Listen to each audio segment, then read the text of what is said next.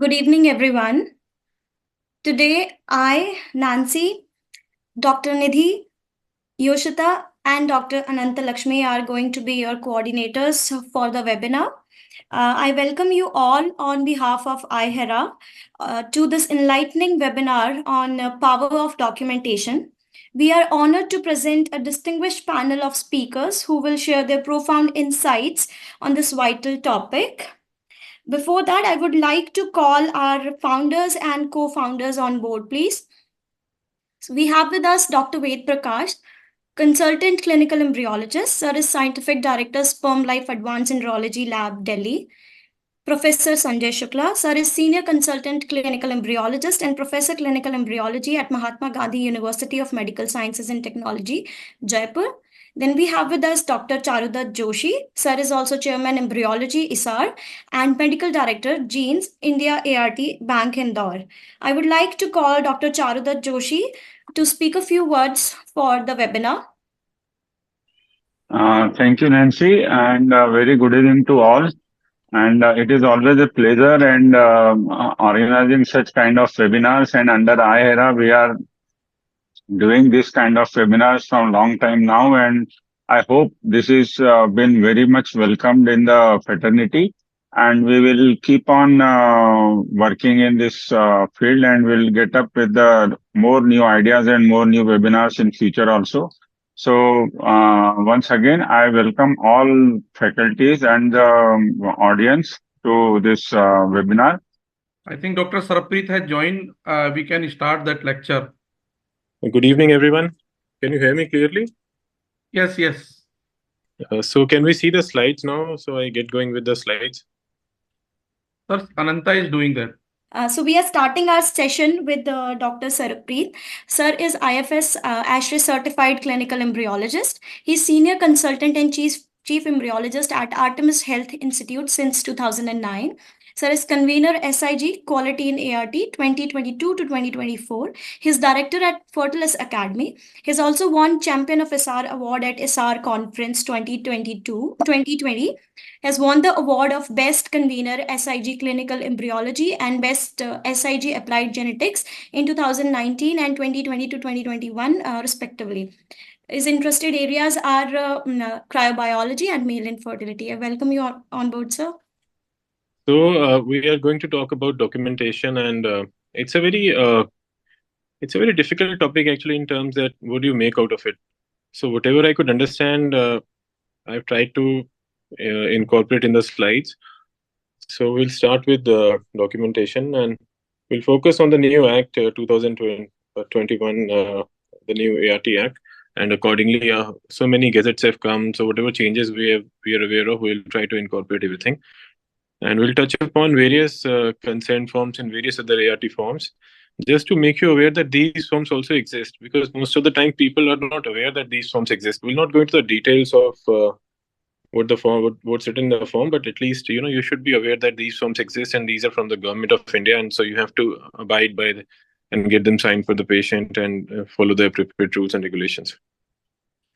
So everybody knows that level 1 ART clinics and level 2 ART clinics, there are two divisions. Level 1 only IUI can be carried out, and level 2 you can carry out the whole spectrum of ART. And when you're applying, you have to pay the given fees, and this is the Form 1 through which you apply for your ART clinic. Form 2 is for ART bank, and you tick mark the relevant details in the form, and it's like one of the very old ICMR forms only, in which you declare that about your staff, what facilities you have, what procedures you intend to uptake when you get the registration. And Form 3 is what comes back to you in the form of approval of registration. And this has to be pasted on in a conspicuous area in the place of business. And usually the appropriate authority replies within 60 days whether you're getting the registration or not. Form 4 is if you're I'm touching upon all the forms in the sequential order. So at times you feel that this is out of place, but that is how they have prescribed. They have given all the forms in the Gazette. So Form 4 is one in which you can appeal against the government, state government or central government, this has a particular format, and for which you have to abide by the form, and you have to write all the details, relevant details, and list of documents. Form 5 is since we are putting the grievance cell nowadays in the ART clinic, so this is the form in which the patient has to file a complaint or write a grievance. Form 6 is the consent for IVF, which has to be signed by the couple or the woman. And in this, all the procedure is explained, and the patient is explained about that there can be oocytes which can be retrieved, and there is no guarantee that they will be retrieved. There is no guarantee that they will be fertilized, and even if there is fertilization, the embryo may not be of suitable quality. All the things are explained, and everything is duly signed by the couple or the female. And all the risks and all the advantages, disadvantages, everything is explained and duly signed, so that the clinic has to be holding its own safety in its hands. Form 7, since we are going sequentially, Form 7 is IUI with the husband semen or sperm. It is one of the old forms which existed with the ICMR also. Form 8 is again a donor insemination IUI. Form 9 is a very important form. This is for the freezing of embryos. This is one of the procedures which we are doing very often. And it has got 3 options. In the event of unforeseen death, I would like the embryos to perish, hand over to my wife, used for research purpose. This is for the husband, and similar options exist for the wife. But yeah, in wife, they have a husband oblique is there, and they can hand it over to some other person also. But then again, there was never a form in which the government of India allowed any couple to donate embryos, and still there is no form which allows donation. So the donation has always been a strict no-no with the government. The good thing about this form is that it gives a lot of responsibility to the patient in place of the clinic, and it clearly says that the patient has to contact the clinic. Suppose the patient is getting embryos frozen for a duration of 12 months, then the patient has to inform the clinic within 90 days of expiry of the billing tenure, and he has to inform about change of address and all. And the clinic is definitely authorized to discard the embryos if the patient doesn't renew the billing in time. So a lot of it has taken away a lot of responsibility from the clinic, and the patient now has more responsibility for the renewals and all. And the same thing exists for all the freezing consent forms, and this is the consent form for freezing gametes and oocytes. I mean sperm and oocyte, that is a gametes. Form 10. Form 11 is for, this never existed in the previous ICMR guideline. This is for minor gamete freezing. In this again, the parents they sign on behalf of the minor, and the similar conditions as far as the change of address, payment of fees, and other things exist for all the forms. Form 12 is the same as Form D, I think, which existed earlier. It's consent for OPU. And in this, the clinic declares that we had a full discussion about the procedures, the risk, everything, and all the side effects and everything has been made aware to the patient, and then the patient consents for the OPU, and the clinic endorses the same form. Form 13 is form for donor of oocytes, and 14.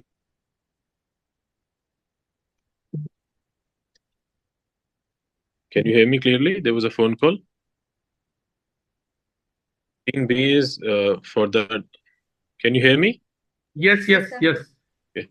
Form 14B is for it's a record for donor oocyte record, and this form is actually the old ICMR form which we always used for the embryology record. This is written, and this has to be used, and it's actually done in a better way now. Form 15 is for the donor of sperm. It's a ART bank related donor form in which they've mentioned all the details of the donor, as well as it is endorsed by the ART bank. Some other forms which I wanted to highlight were the application form for transfer of gametes and embryos within and outside India. Form 17 is so they're all relevant forms, and they are in the Act. So you have to download them, and you have to use these forms now. Form 17 is affidavit for the transfer of gametes outside India. for embryos outside India. In this, the patient signs and there are pictures which are put. And then there is transfer of gametes outside India. So embryos has a different form and gametes has a different form. Transfer. Then this 19 is for transfer of embryos within India. 20 is gametes, oocytes and sperm within India. Then Form 21 is affidavit from the clinic who is holding the frozen embryos. So they mention all the embryo details and the patient Aadhaar card and all the passport number, whatever details are relevant are provided by the ART clinic. Again, a similar form, holding the embryos was 21, holding the gametes is 22. Then the 2023 form is the affidavit from the clinic, which is receiving the frozen embryos. Besides, when the patient or the patient's representative they take the embryo from the clinic, I think you must get a receipt signed that they've received the embryos and you keep it for your record. And this is besides the ART forms. Form 24 is affidavit from the clinic receiving the frozen gametes. So the gametes have a different set of forms and the embryos have a different set of forms. Now, again, I have to mention about the PNDT Act because that's a very important documentation a clinic does. And in this, again, like you're filling the Form A for ART, we have to fill Form 1 for ART registration, you have to fill Form A. And this has to be submitted in duplicate. And you have to mention what are you applying for: genetic counseling center, genetic lab, or genetic clinic, ultrasound center, imaging center. You have to specify. And you have to specify the procedures and the tests for which the permission is being sought. And in case you are going for embryo biopsies for PGT, you have to mention it separately. Amniocentesis and CVS and other procedures are mentioned, but embryo biopsy you have to mention separately. This is like more relevant to the ART people. Again, as I told you that some studies are mentioned and some you have to mention on your own. Form B comes back to you and it has to be displayed at a conspicuous place at the place of business. And this clearly outlines what registration you have got and what procedures you're allowed to do. This is just an example of a center who I just picked it up from a center and they applied for genetic counseling center and genetic clinic, ultrasound center as well. And the machine details are mentioned. The procedures which they can do are also mentioned. So this is how the form looks like, PNDT form looks like. Another thing, our new ART Act, they lay great stress on maintenance and quality checks of labs, and the labs should maintain in writing standard operating protocols for different procedures which they are carrying out in the laboratory. So you have to maintain SOPs. The donor identity number should be very clearly labeled on the tubes, dishes, and pipettes containing the gametes. Laminar hoods, tables, incubators, and other areas where sterility is required must be periodically checked for microbial contamination using standard techniques, and a record of checks must be kept. So this is all sort of a daily documentation which you have to maintain. A logbook should be maintained with the records of temperature, CO2 content, humidity of incubators, and manometer readings of the laminar airflow are mentioned. The calibration records, the AMC, any other records have to be very carefully maintained. Are you not able to move the slides? No, sir. It's not there. It's only till 24. No, there are more slides also. Because we have received only 28 slides. Maybe there were some they didn't get saved. But yes, coming back to the topic, we have to maintain an embryology logbook in which we have to mention the date, name of the couple, age of the couple, what investigations are being requested, analysis, morphology, culture, semen wash, vitality, and any other procedures, who is referring the patient, who is preparing the sample, who is checking the sample prepared. Similar with the other reporting, also analysis and morphology. Then you need to have an embryology logbook also, in which you again mention patient's name, date, name of the couple, their age, what procedures they're undergoing, OPU, oocyte screening, who is doing the denudation, who is witnessing, grading of the oocytes, whether you're doing ICSI or IVF. And then, a witness has to follow all the records. Then for embryo transfer also, whether it's frozen, fresh, who is transferring the embryos from the, who is warming the embryos, who is transferring them to the transfer dish. Again, if you're doing vitrification, similar witness has to be there and they have to sign. Warming again, embryo assessment, yes, you have to mention who is doing the embryo assessment, and change of media, etc. Everything is documented in the embryology logbook also. And you have to make sure that as that rule 28.4, it says that the gametes and embryos have to be stored in controlled conditions under validated and monitored guidelines, and there should be no adverse effects on the genetic material. Record should be kept indicating that who is handling the gametes and who is storing, who is releasing. So all the things have to be mentioned in the records. A daily lab QC should be done, in which your box incubator, CO2 temperature, last decontamination like contracon, autostat, also everything has to be detailed in that. If you're using benchtop incubators, what was the CO2, O2 temperature, daily monitorings have to be done, and you can have a date-wise chart if you're doing it manually. If you're logging it into an Excel sheet, then it's a different thing altogether. When was the decontamination done? What is the pressure difference between lab and OT, stage temperature, refrigerator temperature, humidity levels, liquid nitrogen? Again, you have to check every day. And somebody has to document it, and somebody has to witness it. Lab cleaning, again, the records have to be maintained very thoroughly. There has to be a startup form in all QCs, in which you turn the laminar flow on, you turn and who is cleaning the laminar flow at the end of the day. All the things have to be recorded. Temperatures have to be checked. Who is turning on the centrifuge? Who is cleaning the microscopes? And all the basic records have to be checked, have to be filled on a daily basis. Again, the shutdown form has to be there, in which who the cleaning of the laminar flow, and all the things have to be documented. At the end of the day, activities, turning of the centrifuge, turning of the microscopes. You have to check the supplies, check the gradient for IUI, and the medias, whether they're in place, fridge temperature, consumables, disposables, changing the waste bags, the sharps bin, mopping the floors, who is switching over the mains when they're leaving the laboratory, and all these things have to be entered on a daily basis. Then again, the cleaning record has to be done, and who is cleaning, and who.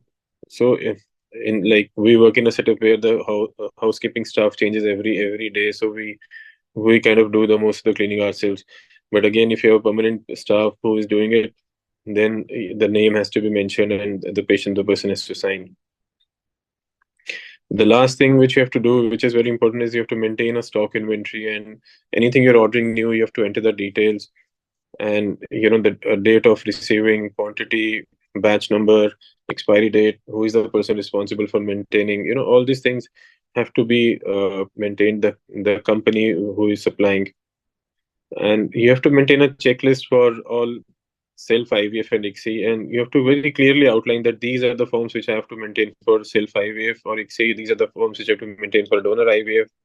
These are I'll not get to the surrogacy because you've not started doing it yet. But yes, you have to very clearly, you have to document all these things with your staff, that these are the forms I need for the case of a IVF ICSI patient self, these for the donor, these for surrogacy, and similarly for IUI and other things. The guidelines remain the same. And with this, I would like to sum it up. Any questions? I would like to thank you for your attention, and I'm happy to take any questions. Unfortunately, the slides didn't work. Probably they didn't get saved, and I sent it to Dr. Ved. Thank you, Dr. Sarpreet. It was excellent. Actually, in a very short notice, it was done, but it's okay. And I think most of the things we have covered. There is one thing. There is one question. There is one question is that for embryo, if someone want to discard the embryo, then how to discard, and which document they need to fill up, and how to keep the records, and what records he should keep. So initially, you have not decided that the embryo will perish, or like how does it? It So was therefore, not decided. Actually, it was frozen, and after that, patient get pregnancy, and now they want to discard all the extra embryos. So there is no particular form by the ART in the ART Act, but yes, we have designed a form in which we have written that the patient declares that they want to discard the embryos on for personal reasons, and the clinic has explained them all the consequences of discarding the embryos. We can't retrieve them ever again, all the advantages, disadvantages, and the clinic also endorses the same form along with the signature of the doctor and the witnesses. We have a small one page, half a page form we have designed. I'm not sure whether I don't think the ART has a similar form, but again, you can always, even if you don't want to do this, you can have a new form from the same the ART form, and we can in a new date we can write that the couple is asking for the embryos to perish. So you can use the same form, or you can design a new form. Better is to use the same form. Same form, right. Thank you, Dr. Sarpreet. I think we Dr. should Ved, may move. Sir, this Ved, is Dr. Nisha Bhatnagar. I have one question. So the law is recent, but there are cases where the embryos are frozen like 7 year, 10 year back, and patient have not informed, and they are not, replying or doing anything. So what are we supposed to do for such cases? I think if you've documented on email or speed post or Yeah. what, I you think should there is someone, I don't know, I'm not sure that I heard that you have to send the reminder 3 times. If they will not respond, then definitely you can discard the embryo. And for more than 5 years after checking, we can. Yeah, more than 5 years. Okay, thank you. Thank you, sir. Thank you. yeah. and excuse me, may I ask a question? Yeah, please, Dr. Sanjeev. Hello. Dr. Sarpreet, you said with this new freezing consent form, if patient fail to contact us after the specific period, we can discard the embryo. Is it true? Yeah. Is it clear? It's clearly mentioned in the. No, there is. I don't see. It is only a consent, but there is no power to the clinic that he can destroy. He can discard the embryos. I want to know if there is such a consent. If patient fail to contact you, then I don't think there is a there is power to the clinic. Yes, from the he can discard. Just read it out from the form itself. Just give me 1 second. No, it is yes, it is only a consent that patient is warned if he fails to contact, probably these will be discarded. But there is no power to the clinic to discard such embryos. No, it's clearly written in should the yearly fee for storage of my cryopreserved embryos remain unpaid for a period of 1 year after the first invoice is forwarded to my email or address or told to me telephonically, the clinic can conclude that I'm no longer interested in storage of such specimen, and I hereby instruct the clinic to destroy any my cryopreserved embryos or used for research. It's clearly mentioned, sir, in the. It is clearly mentioned, but it is only a consent of the patient, but it doesn't give power to the clinic to discard these embryos. I don't think so. The clinic can discard. If it is okay, then I am happy. But it is the consent of the patient. There is no instruction from the authority. There is no power from the ART board, etc. They belong to the patient. They don't belong to the authority. So patient can authorize the clinic to destroy them. No, patient can authorize, but this consent doesn't stand valid for discarding the embryo, because I have contacted the concerned authorities. So these people are not contacting. If this is true, this consent was even earlier during ICMR consents. No, sir, this was not written. There was no comment on the billing in the earlier and ICMR is always Definitely, a guideline. But even then, patient's consent doesn't give power to the clinic. If it is okay, then okay. It does give you power. Very clearly mentioned. It's very clearly mentioned how. I mean, it can't be more clear. They clearly say that if the duration lapses and within 1 year, if we don't hear from the patient, and then the clinic is authorized to destroy the cryopreserved embryos. Okay. So in fact, it's an ART act, so it is binding on the patient also to follow it. I think there's nothing more above the law. Absolutely. And even, So in in the fact, case of, here it is very, very clearly mentioned that it can be done after such and such specific period. So even we are very much safeguarded because initially there was no such consent. So the patient could turn up anytime even without paying it because we could neither, continue the vitrification, neither could discard it. So now at least we're in a much better position. yeah, I absolutely agree with you, ma'am. Thank you so much, sir. Thank you. I Shall take we your move leave. Thank you. Thank you, Dr. Sarpreet. Thank you so much. Sorry for the inconvenience. No, Yeah. no problem. It's okay. Thank you. Next session, there will be two panel discussions. One will be on documentation regarding quality control management in the lab. Another one is regarding the medico-legal issues which we face in our daily practices. So the first panel about the total quality control management, the moderators will be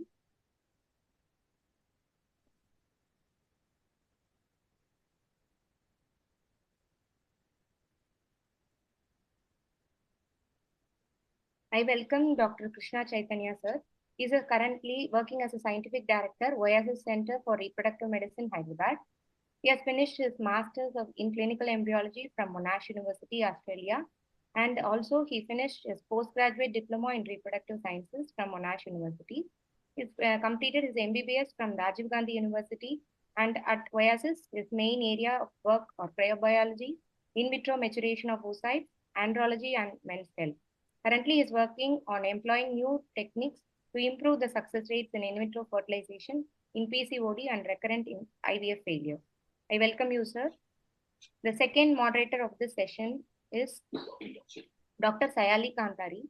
She has finished her MS, PhD in reproductive biology from Northwestern University, Chicago, USA.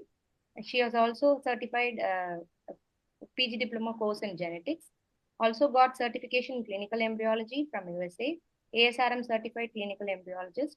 She has completed her PGD and PGS embryo biopsy certification, and currently she is affiliated as a research scholar in Ronin Institute, USA, scientific director, Nutri IVF division, and chief scientific officer of Cellsure Biotech and Research Center, India, on-site and off-site laboratory director for 7+ IVF centers across India.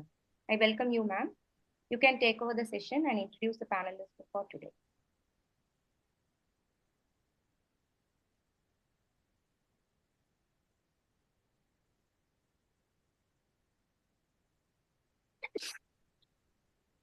Sir?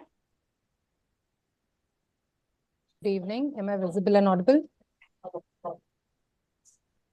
Yes, yes, please. Hi, I welcome you to this panel on the role of TQM for documentation in TQM. I would like to welcome all the panelists and Dr. Krishna, my co-moderator. So the panelists are Dr. Ashwini Kale. Can I have their CVs one-on-one on the screen?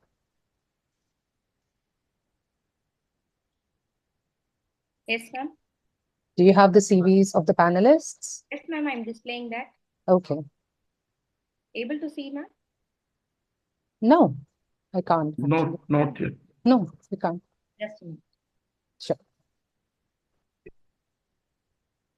Is that okay now? Yeah. So Dr. Ashwini Kale, she's a dear friend of mine. She's the laboratory director and the director of Asha IVF Center, Pune. She's also one of the most dynamic embryologists and clinicians I know in this field.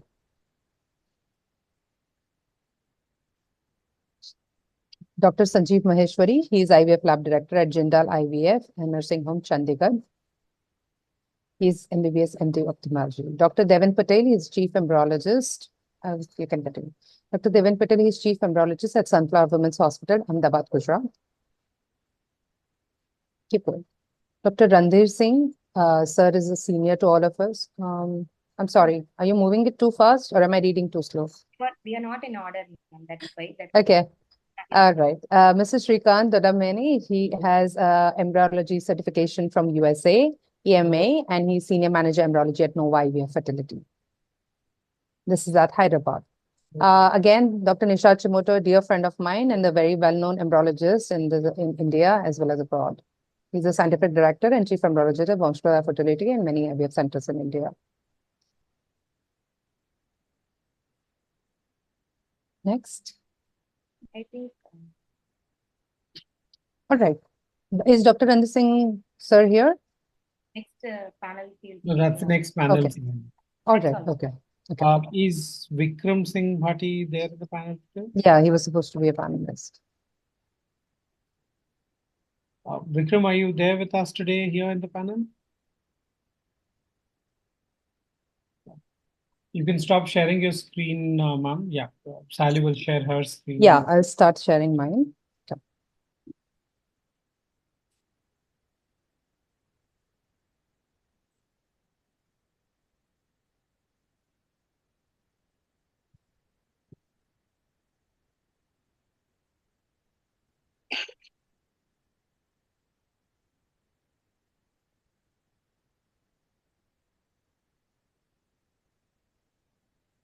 Let me know once you start seeing it.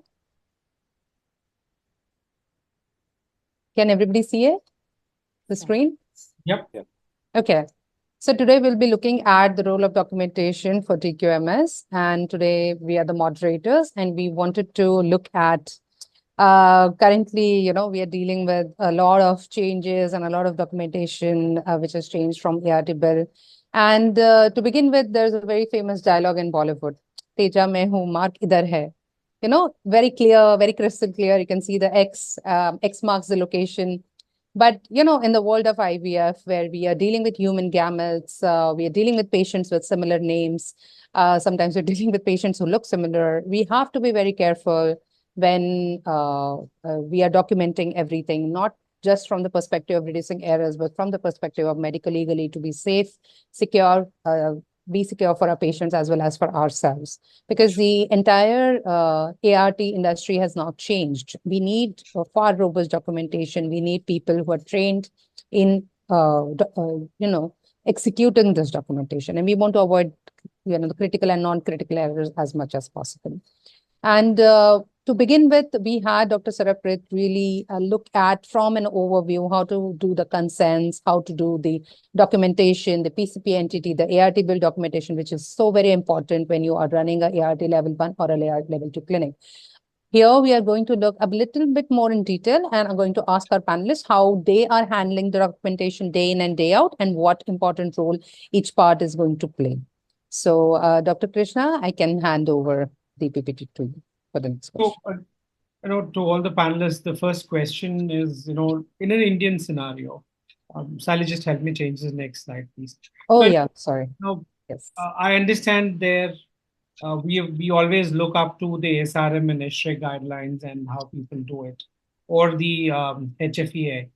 But I'm sure the infrastructure, the manpower, the way those labs run is way different to the way we do it in Indian scenario. So more relevant to our Indian embryology laboratories. I want every panelist to contribute at least 2 points. What do you think are the minimum documents required in an embryology laboratory? So why don't we start with Dr. Ashwini Kale, since you are A, so we thought we'll start with you. Okay. So thanks for making me the opening batsman. So looking at the minimum documents required in the embryology lab, so I think we can divide it as one would be all your consents that are compulsory now under the ART law. And we should really understand and make our staff also understand how important is it basically to look after these consents, to take signature on each and every pages, because they've drastically increased the number of pages that we're taking the signatures on, and to maintain a proper record. So as far as consents are Ashwini, I'll considered, probably interrupt you there. yeah. If we are more pertinent to the embryologist per se, so do you really think it is in the purview of an embryologist to take the consents, making sure that all the details are duly filled in, dates, signatures, name? Is this the duty of an embryologist, or it's more of the clinician and counselors doing it? It may be more of the clinicians and counselings, though we do not have the signature of the embryologist on any of the forms, but then it's equally important for the embryologist, because ultimately it is the embryologist who's going to handle all the gametes. So I always make it sure to see that all the consents are taken properly, all the signatures are there in the place. So it is basically safeguarding oneself also in a way. Lovely. I think, that's sometimes I've heard embryologists saying this, consents is a clinician's job. They just want to enter the lab and handle the gametes.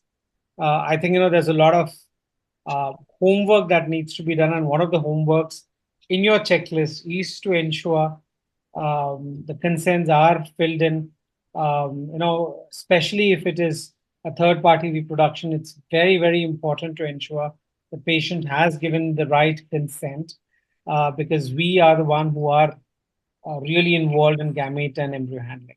So what is the next point, Dr. Ashwini, which you think is a bare minimum requirement in terms of documents? Maintaining the logbook in the embryology lab by the specific person doing it and getting it countersigned by your witness all the time. And if you really... Logbook, is there training logbook or it is... No, the main logbook or the record book, whatever you call it in the embryology, that once a specific case is done, whether you do it on your software or your system, I always prefer having hard copies of that, and I still follow writing it down in a register also, mentioning it. It is more of the log of the equipment and instruments that we have that, you've been, Yes, that too, and the patients also, and the cases that are happening during the day. Dr. Devan, what are the two minimum documents that you think are important as embryologists? So to start with, I think in morning when we come and we start with our QA/QC lab QA/QC part. So I think that is one of the most important document which we require in the lab. Other than that, already Dr. Ashwini has already mentioned the embryology sheet.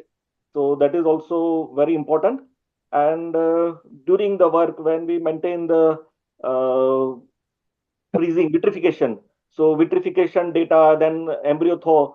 So you have to maintain all that records and the positioning. So wherever we'll you're come back to you on this. I think let's first. I think I want the embryologist to know. Let's come to a consensus as to what are the bare minimum documents. We all, as embryologists in Indian labs, need to have it. I understand there isn't a guideline at this point in time from the ART bill or any professional body that this is a must and should, or like the NABH or the QAI, which does have a set of documents which are mandatory. At this point in the laboratory, we do not have such mandates, but for all the embryologists and our fellow colleagues, let's come to a consensus as to what are those minimum documents we all need to handle, because I think it's varying from lab to lab. So Shrikant, if you could just add on if there's anything else that you think is important. Shrikant, I'm hoping you're with us today. Okay. Yes, Shrikant is there, I think. Yes, I saw him. Actually. If he's not there, then Dr. Sanjeev and Nishad, if you want to complete. Yes, Dr. Krishna. Now, minimum document, what we are talking. Now we are to label the dish so that each we can identify the patient from the dish. We are to write his name, his unique ID, date the way we have prepared the dish, and purpose for we have prepared the dish, so that there should be no chance of any mixing and all that.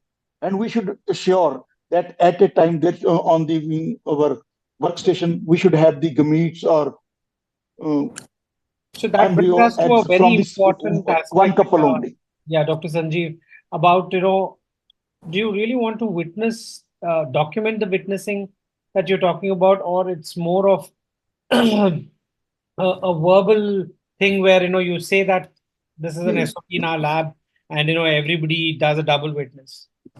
It's better to get these witnessing signed. It is probably for the safer side. Lovely. Shrikant, since you're here. Good evening, Dr. Krishna. Am I audible now? Yes, you are audible. Yeah. So when we're talking about bare minimum documentation required as an embryologist, so as you mentioned about the third party reproduction, so I'd like to share a quick what we follow here. So especially tomorrow's case, we have a meeting in the day before, so we go through the documents which are required, And what we, as there is no mention, no need of any, signing the document by an embryologist, especially when the concerns are this thing. But it is our duty to check whether it has been the signatures have been taken properly or not, because you are going to thaw the donor semen sample, so you are responsible for that. So whether that sample has been properly assigned to that, allocated to a particular patient. So all these things are basic things when it comes to a third-party reproduction, or where the uses of DS is one of the things which need to check as an embryologist. Lovely. So I think, since you're talking about third-party reproduction, the new ART bill, which Dr. Sarjeet was mentioning, I think Form 14B is something the embryologists have to be filling in with every donor oocyte cycle that they want to do, because it's ideally a sheet which says that only 7 eggs were retrieved, and what exactly happened to the fate of these embryos created is all clearly documented, and then this should be at a timed interval uploaded into the national registry. So I think that's a very important document when we're talking about the third-party donor oocyte cycles. And Form 14B has the location of the embryos where they were stored also. Yeah, so everything from start to who the donor was, the Aadhaar details, who the recipient, their Aadhaar details, and the eggs and the embryos and freezing details. Yes. Lovely. So Nishad, I think you're the last in the line there. Anything that you still think has been missed out, or these are the documents that are important? Yeah, I think just sub part of what Ashwini said, that the document that we require is your gradation sheet. That is number of oocytes retrieved, then what is the fertilization rate. So your KPI sheet, I can call it. So that is important. I think that is the most important sheet that we actually discuss with our clinicians. So that is required according to for maintaining KPI and also for data management. So that is required. Also, what I like to add is that whatever consumables and disposables that are used, so those things have to be per patient, because you can trace if anything goes wrong. So that has to be mentioned, that ID logging is important. So that sheet is very important.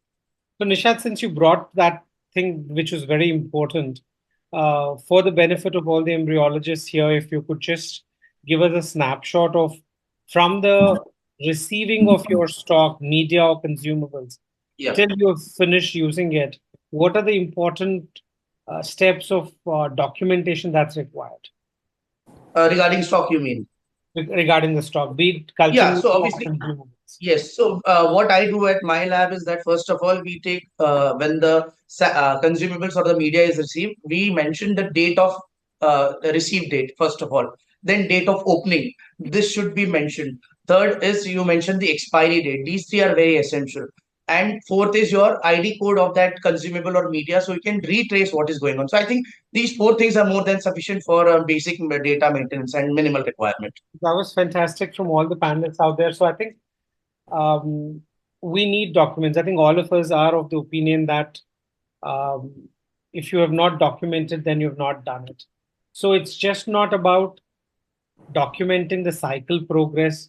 I'm sure most of the labs, as a part of the ART board where I've gone for inspections, I've seen everybody has these registers in place where they put the date and they write so-and-so patient's egg collection done and what the progress, frozen, discarded, all of that. That's fantastic. I think that's the bare minimum, which is progress of the cycle, which is the embryology worksheet.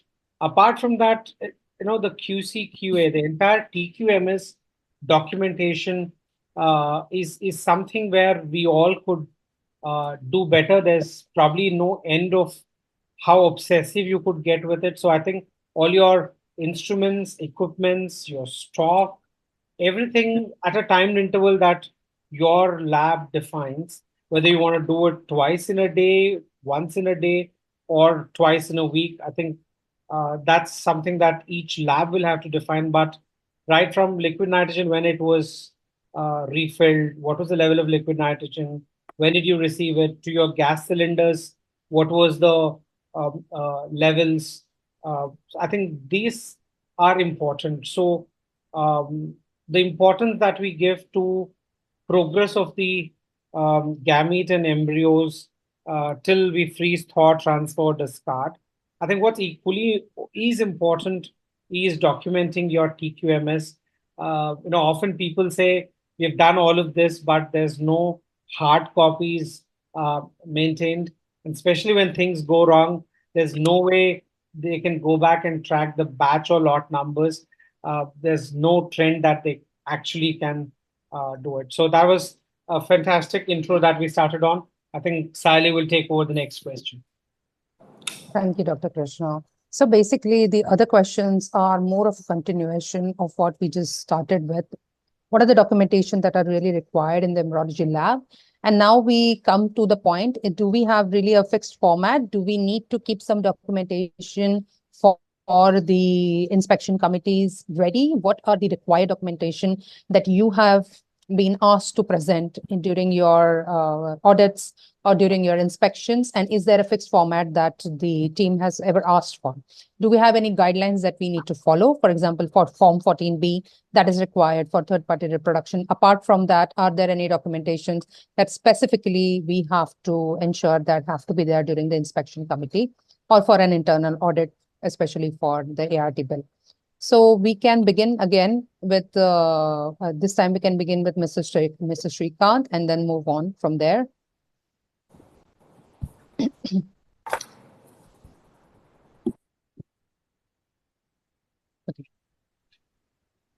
Is he there with us?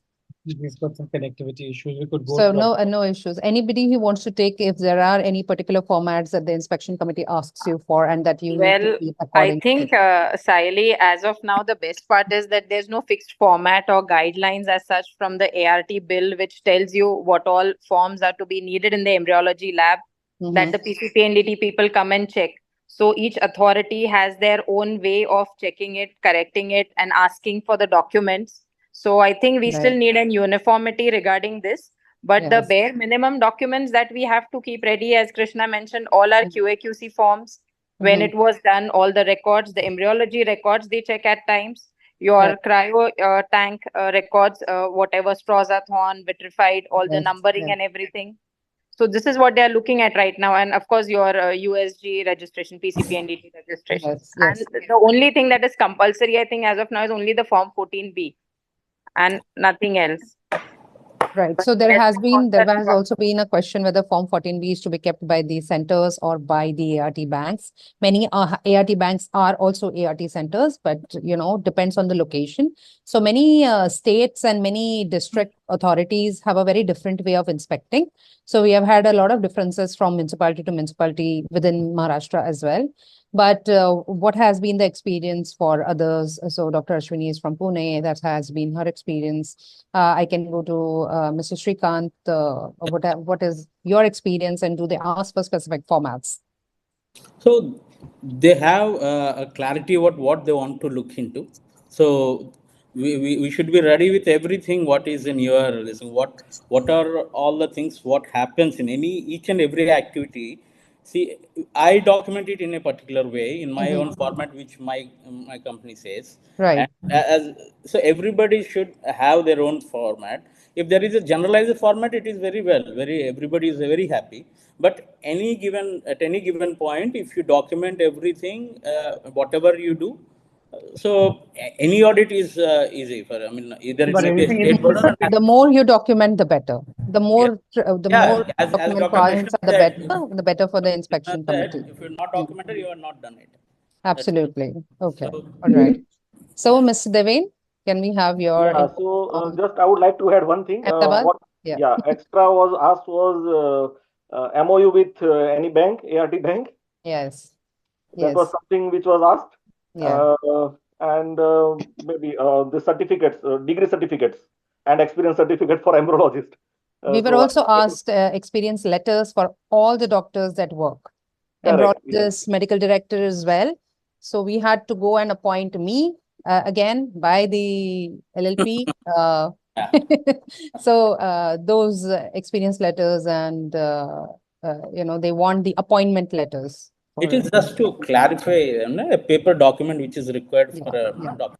So because the more we share of what multiple states are doing, the better the idea we have, the better we can document. Yes. So I'll just add on a point there, Sally, because again, with all the little experience from the inspections that we have done in the Telangana State Board. As inspectors, when we go, we have a fixed format to check. Specific to the lab, apart from there's no documents of QCs or whether what your liquid nitrogen tank is, where did you get this validated. I don't really think they ask that questions. No. But there has to be. No, they basically saw the original bills of all the equipments that we had in our lab. Yeah. So in Telangana, I think we were very particular to make sure that the consents were in place. If they've frozen the embryos or oocytes or sperm, the relevant consent is in place. And discharge summary is being given or not, where one copy is put in the file of the clinic where the patient has said, received the original, and the clinician is also signed, which shows us the evidence that the discharge summary was handed over to the patient, because there's a particular clause in one of the thing in the law which says that communication about the progress of the cycle should be given to the patient, and discharge summary is one way. Yes. So not many clinics do that. The standard answer we hear from most of the ERT clinics is, we give away all documents to the patient. Nothing is stored in the clinic. I think now with the new law being in place, I think the entire file, right from registering, history taking, investigations, consents, and the discharge summaries, everything needs to be put in a file, and it has to be in the MRD. So when they come for inspection, we will have to show them that, we went in the right methodical way. There was an indication to do IVF or PGT or whatever you've done. These are the relevant consents. And most important, I think, how many embryos are you putting back? Because you are not allowed to put more than 3 embryos. So we are very keen to look for documenting this in the clinics. Where are you writing this, and how do you want to prove us that you've not been putting more than 3 embryos? I think, these are few additional informations as per the new ART bill that as embryologists, we should be very keen and particular. Otherwise, it probably was going to put our licenses in trouble. Yes. I think, Krishna, Yes, you've been very lucky that in Telangana board, there are embryologists who are actually going into that inspection team. Here in Maharashtra, we have only the gynecologist and the pediatrician doing the inspection. It is Dr. Krishna who has inspected most of the labs in this thing. So, but I that's think not the that case. should also should be that we be should have an time now embryologist. that an That's not the case. We should embryologist have should one be embryologist to included in that. inspect the lab, because that is a big problem. Gynecologists generally they don't have that purview. Unfortunately, one embryologist should go for inspection. For example, one simple thing like what Krishna said, since he's been so many inspections, is that you should have the model number of all your equipments, and also one very important thing is that to check. And since we are talking about total quality management, one sheet is very important, is your AMC sheet for all equipments, to make sure that every center is going undergoing AMC for all their equipments, because that is the biggest problem. If anything fails, you don't have services done, and that is you have most of the problems. So instead of AMC, we may call it as a PMS. Yeah. Preventive maintenance service. I think Charu want to say something. Charu? Yeah. I just want to add one more thing here. Krishna will agree to on this. What actually we doesn't have that kind of inspection in most of the places, but whatever inspections has been done, very important thing is they have asked specifically the persons to be present, which name is given in the application form. So suppose if you go there for an inspection and that particular person is not there, then they have objected on it and they have restricted that explanation they have to give. So you have to make sure that whatever names you are given in the application form, all those persons only should be allowed to work in the lab or in the premises or in that center. Otherwise, it may be a problem if someone else is coming there. And so even if it's a visiting one, you have to mention in that application form that this person is a visiting faculty and all his or her documents needs to be there at hospital to present whenever it is asked for. Yeah, I think I agree. We'll move on to the next question. One thing more at Chandigarh, what they want They want a monthly report. How many OPs we have done? How Yes, transfer yes. I think or that's frozen we have done. that's pretty universal. I think they want the monthly report. They Yeah, are yeah. getting it from us as well. Yeah, yeah. But they want Everywhere. report. They don't want any report on freezing, etc. They want report only fresh you embryo want- transfers. Oh, they and also want OPs. freezing thawing reports from your side. in Dr. general. Sanjeev, I'll correct you there. There not- was one meeting with the national and all the state committees, and we all have finally formalized because there wasn't a fixed format and everybody was getting confused. So very soon your state bodies will send across a fixed format. The data will be sent on a monthly basis based on whether it's level 1, level 2 surrogacy or ART bank. So there's a monthly report, there's a quarterly report, and an annual report. So I think the state boards will get in touch with each clinic now. The DHR has been a little not very happy the way things have been dealt by the state boards. They've given us ASAP notices to get this going. So in Telangana, we just sent across all the emails, and we hope this month we're collecting the data. So May we should have it. This is going to be there in all the other states as well, but there's a format that's finalized in a meeting. You That all should will bring get that. uniformity. Yeah, to bring it in. The Yes, next question to so- all my panelists there, this is always a confusing thing because not everybody can afford a software. I've seen a lot of times there's a software, there's a particular way of doing e-copy, but still the embryologist wants a hard copy. I don't know about anybody, but I always prefer having a hard copy. The feel of having a hard copy is unmatched. But people think I'm outdated at times, and why do a hard copy then a soft copy? So I thought I'll get my panelists to actually help us solve this confusing situation. Soft or hard? Both. I am for both. I mean, no Both. matter what software we use, how much upgraded it gets, Totally. but still I need my hard copy and the paper. No, none. We cannot work without hard A copy. hard Sorry. copy cannot be replaced by We cannot. anything. A No. software can Yeah. go corrupt, it can If you- change. Even if we have When- soft copy, we want the hard copies. We want Lovely. our. See, So it's a backup thing. I'm glad everybody agrees with that, but I have another next set of problem getting to do a hard and soft copy, which means sometimes it's triplication of your data entry or documentation.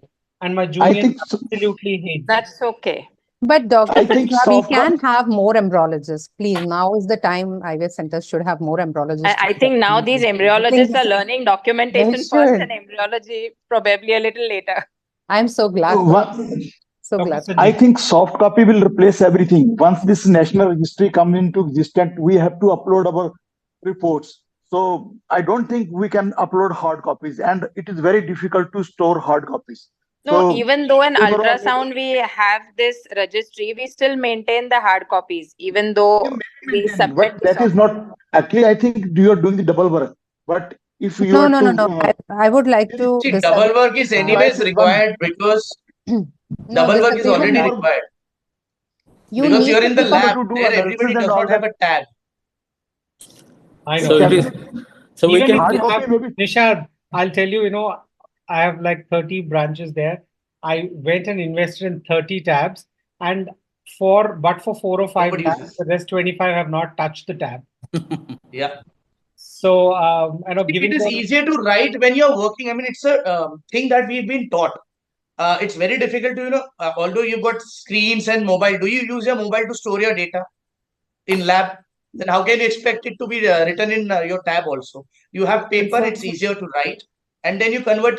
I'm not saying you should have a software. You got a simple Excel sheet, enter that data, and then that can be exported into some software, or you can just use it for your personal internal audit and KPI. Also, I wanted to make a both is required, point. and then you can print it out for the every monthly. You have to give that. You can do that. Sally, So you were just, sorry, just to make a point, to say that for somebody who said it's double work, it by law, actually medico-legally, not according to ART bill, but also by PCPNDT, because you have to understand now there is like some sort of a amalgamation of both these laws together. You know, it's the same state teams that are going to come. According to the PCPNDT rules, you need to have hard copies of your documentation for a period of 10 years, and ART bill is asking you to do the same thing. So technically, you're not doing double work. Medico-legally, you are required to have hard copies. So double check. You have to have hard copies by law. By law. It might be good or bad, but that is the law. Even if, I mean, we'd love to do hard copies. Yes, that's good for us. But then by law, we do need to keep both. Whether you want to print them out, whether you want to write them out, that's a different thing. But I personally, I have my team do both because it just makes good sense. They write twice, which gives them redundancy of what they have done. A person can make a mistake once, but twice it's difficult. So. Lovely. Yeah. So I think the consensus is we do both. And, you know, I understand the KISS principle of David Mortimer, keep it simple, work smarter, not harder. But still, I think, you know, having hard copies probably saves a lot of things because you know, the softwares could get corrupted, you could lose data. Sometimes, you know, the company shuts down of this software that they're running and there's no way you can retrieve back the data. So I think, you know, having a hard copy is something that is an additional step, a little painful, but required.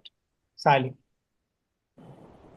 Yes. So moving from the point as to what are the important documents required according to the bill and what are required for improvement of your ART lab services. Now the point that we come to for internal audits or external audits is basically for internal audits is when should we audit the document data? As we all know that we cannot write each and every line of each and every document. We depend on our team to do it. So can I have the panelists talk about how often they audit their documented data, how often they speak to their team, how often do they have the meetings, and what are the points that they flag, and what are the ways that they understand that the audits are going well or they have issues? Nishad will go Right. first. So, Nishad, आपसे शुरू करते हैं. yeah. Yeah, so that depends. Mostly, I divide into two parts. If you can do it monthly, you can do it weekly. Weekly, generally, we do it on basic checks on like the fridge temperature and your air quality and your rest of the QC basic is maintained or not. If there is any fluctuation, because that is one thing that will be, you have to be alert for a weekly basis. If your rest of the stuff is maintained in the lab or not, if the temperature of your laminar or the ICSI machine or benchtop, is it proper or not? So that is what we do. Second is your KPI. So that you can do it technically quarterly, but we do it monthly. That your fertilization rate, cleavage rate, blastocyst formation rate, whether the oocytes, even the clinical part we take in is that number of follicles punctured to how many retrieved. So that also tells us what is the efficiency with the center. So these are the small things we also consider. One more thing is your vitrification sheets. So that is if that is properly maintained or not. I think that's the basic thing that we do take into consideration. So you know what, I agree with you. You know, monthly at least, you know, at least go through it. But the next question to Dr. Ashwini probably is, okay, you will audit them, look at a trend of your KPIs, but when should you be doing a troubleshoot exercise and plan a corrective action? You know, do you want to look at a monthly trend and act immediately, or will you wait for a quarter? And I think if you're doing it on weekly basis, no, you just get a hint of whether your KPIs are falling and there's a need for the troubleshooting to come in. So I think weekly would definitely be much better than monthly, because probably at the end of 1 month, it would have been too late to even correct it.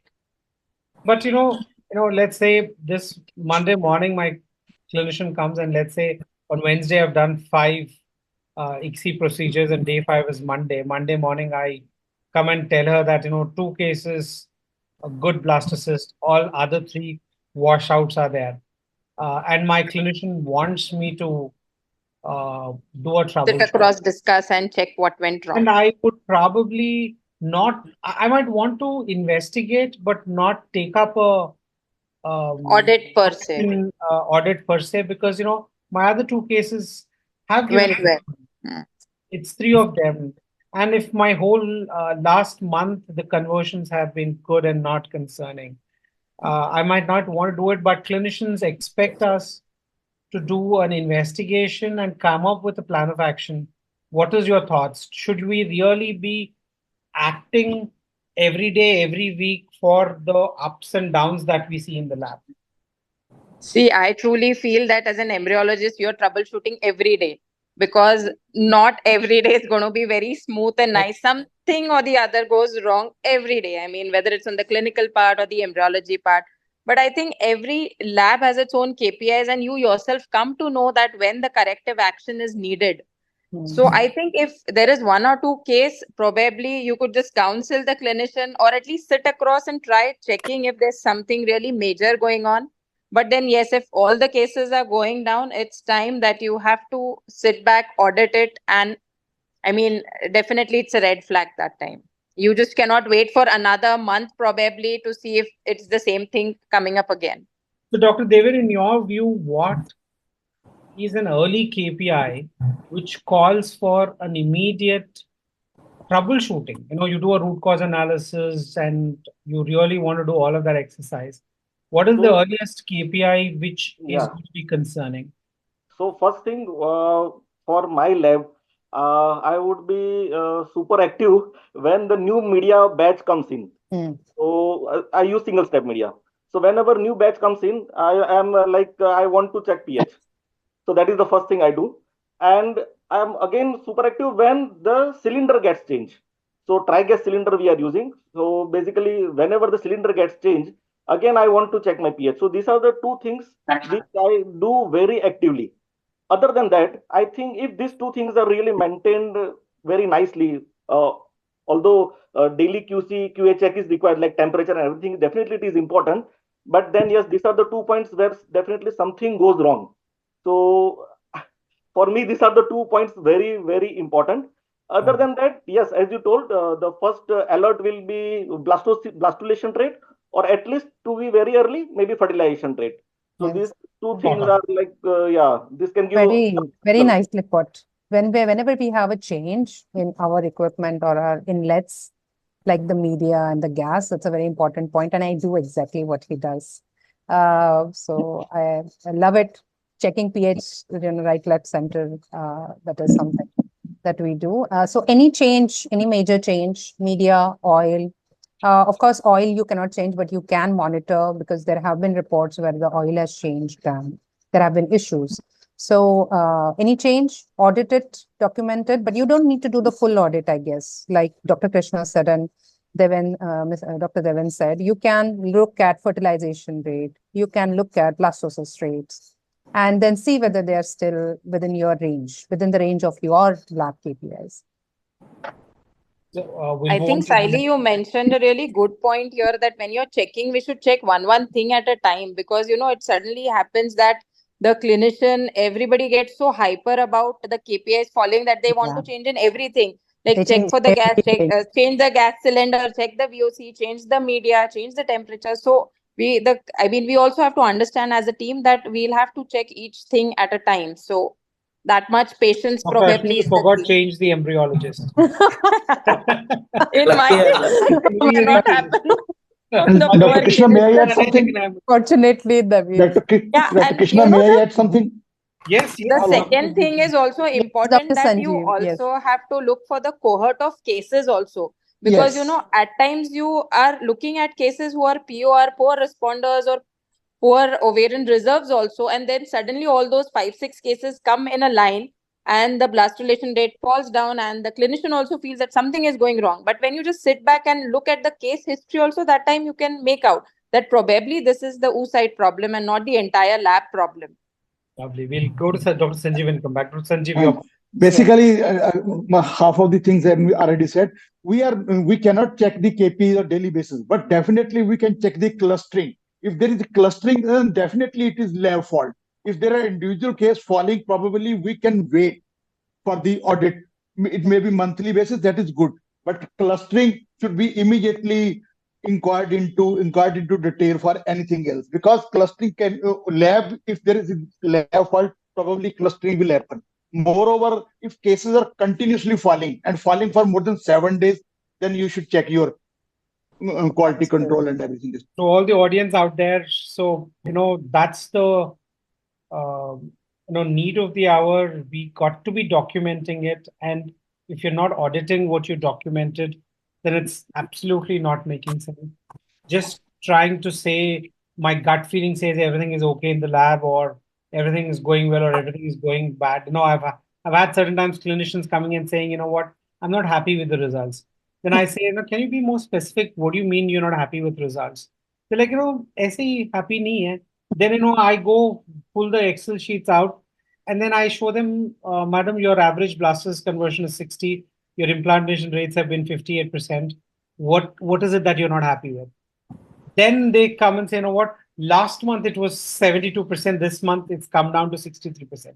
Like, fantastic. The KPI of the lab is 50%. If somebody has given you a 63 and 72, I think I would not really want to interfere and do anything. So I think unless we document, unless we audit and take the trend to our clinicians, I think that's a scientific way of justifying the question. I think clinician has got a right to question us. Let's not get offended. No, Let's I be think scientific in approaching their concern that they put across, rather than saying, what, I know everything is okay in the lab. Dr. Krishna makes a valid point, because we are part of a medical team. So we have to behave accordingly. If we are going to direct labs, we have to know that the clinicians are going to ensure that we are accountable, and we do have to be self-accountable and make our teams accountable. So that's a very, very valid point, and especially for the youngsters who want to start doing ICSI in first week. You have to be careful to learn documentation, learn auditing first, and then start moving up the ladder. So very good point. Moving on to the next question, what is the ideal duration these documents should be stored in the premises? Anybody who could quickly throw some light there? Yeah, I think this is pretty clear. This is more of a, do you know your ART bill question? So it's Dr. Ashwin, Nishad, Dr. Devin, any one of you. Already mentioned 10 years. 10 years. And if there's any litigation, you have to maintain it lifelong or till the litigation is over. Yes. And for surrogacy? I think for surrogacy, it's 25 years. I was going to say it's 21 years. 25 years. 25? Which is 21 years. Okay, so 10 and 25. Years. So, you will have to be looking at your repositories as to how are you going to really maintain them. Even if you shut down, they say send it to the national board, but right now there's no physical national board premises. So we'll have to be a little careful with that. So the last question for today's panel, Sally, you could probably take this. Okay. So last but not the least, very important question, especially for the group of panelists here. Is there an SOP to train and maintain the quality of your embryology team with documentation? Does it correlate with the documentation? And after the ART bill, how have you really updated and edited standard operating procedures and managing them in your lab? Shrikant, I think this question was more focused to you because you're, working with NOVA, and we understand there's a huge chain out there, and we all know there's a musical chair going. Embryologists hop in, hop out every day. How do you ensure they are trained with your institute's document control? Yeah, when we see, the thing is that as the Dr. Devan is there in the panel, he was with us, and he knows things in and out about how the work happens here in NOVA. So I just throw some light. So yes, the embryologists are in, they're out. So there is this musical chair going on everywhere, especially when it comes to my premises. See, I'm here consistently looking after. See, when a junior comes, I first of all, they go through the SOPs, how the work happens. So before that, definitely they should know how the work happens here. The work what happens at your the lab is the documentation where what I'm saying, the papers, what the documentation, especially Nova is known for heavy documentation. Whoever comes inside first, raises their eyebrows seeing at the documents, what they have to fill for one particular case. Series of activities starting from the day, the QC.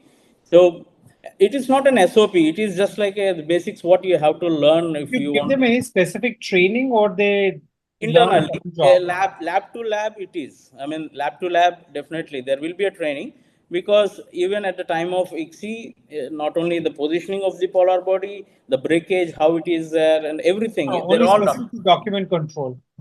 Only about how do they fill the QC sheets? How do they fill the embryology worksheets? Yes. How do they fill in the vitrification sheets? Do you Yes. really give them a formal training for a It's week? like an induction. I won't call it as training. It is more like an induction, that this is what this is how the things happens. Just observe how the things happens, and then they follow, and we'll make them to do it under an But now observation. go to Nishad, because Nishad, you do quite a bit of freelancing. How do you manage when you run around so many clinics? Because I'm sure it's different teams and their approach is different in every clinic. How do you handle this? So what I do is I have at least 2 juniors I take with me who manage the sheets and the rest of the stuff. Lovely. You are a very you're a team and Smart worker. afford do that. But what do you think? I'm sure you have seen. Yeah, so it's sometimes basic. the bad It's side of SOPs it. all written documents. Yeah, right. So SOPs all written documents.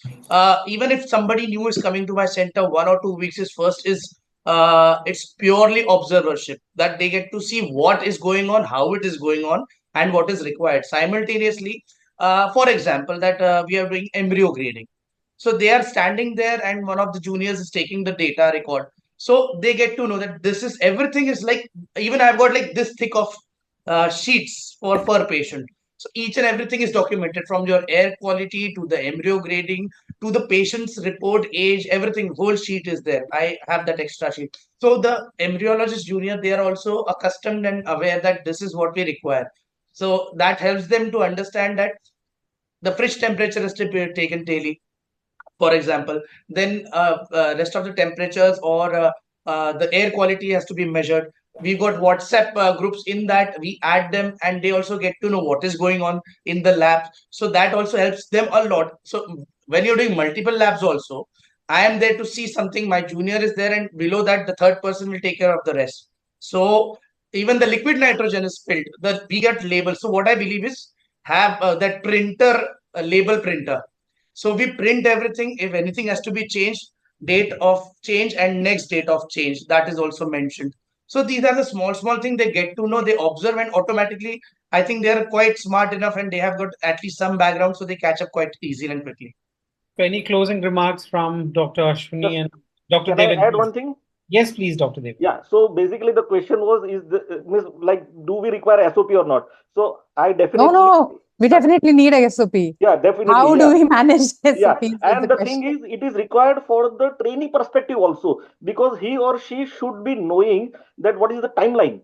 So where I will be giving my trainee the timeline also. So first month, maybe you will be doing andrology and QAQC. Maybe after 2 months, you will be doing initial part like ovum pickups and then grading. So after 2 months, maybe vitrification, and then maybe ICSI. So then once we give the timeline, we are also clear, and the trainee is also clear. Then what is the timeline? If that person is maintained in the logbook and the rates are not as per the standard of the laboratory, then we may be extending the timeline also. So he or she will be very clear that the timeline also will be getting extended.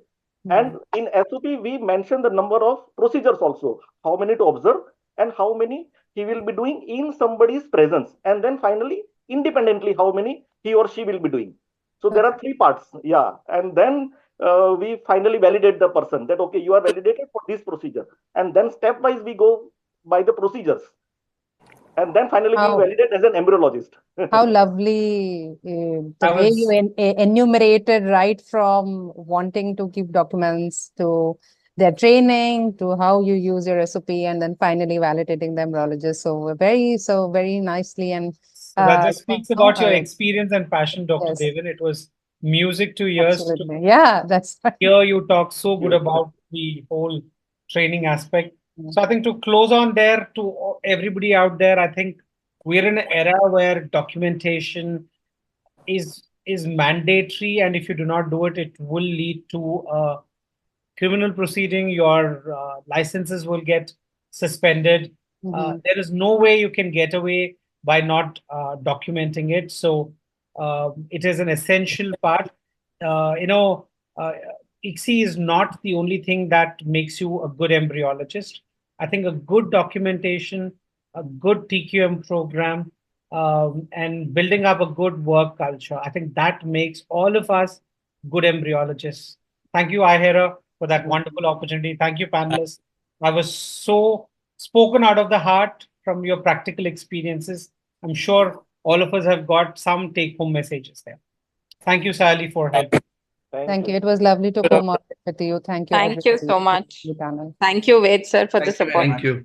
I think it was very excellent panel, and there is so much to learn actually from you people. And I think it is not the complete yet. I think we have to go more for this kind of webinar, because this documentation part is still people are lacking, because they are not even mentioning daily record of the what is going on in the lab. So I think we should take care about this, because now ART rules regulations are already there. So we have to follow and mention each and everything what is going on in our lab. Thank you so much, everyone. Thank you. Thank you. And Thank you, definitely we will organize one more panel for documentation. Thank you. Thank you to both the moderators and all the panelists. So let's move on to our next panel. For next panel, I would like to introduce Dr. Ranveer Singh. He's a associate professor, Ellen Medical College, Bhopal, MP, and director, BTTBC, Bhopal, India. He is ASHRAE certified embryologist, and got Best Poster Award in Aspire 2016 and Best Oral Paper Embryology IFS 2012. He has many publications in ASHRAE, ASRM, IFS, and welcome, sir. Next, I would like to introduce Dr. Biju P. Sir is a consultant. Sir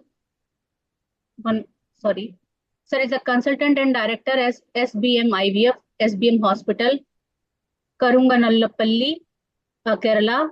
He is an expert member, National ART and Surrogacy Board, Minister of Health, India. Welcome, sir. So I would like to request both the moderators to introduce our panelists.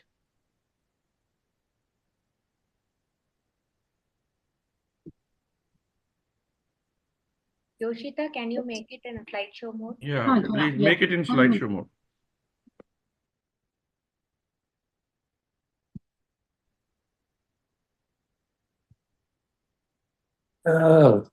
One minute.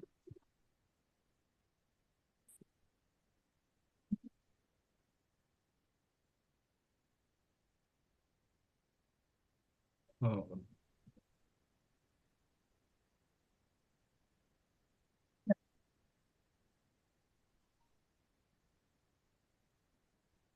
Sir, it is seen. No, it is not there. You have to make it slideshow. I have made it actually. 1 minute. Yeah. Ananta, you can start on otherwise. Yes, sir. And stop.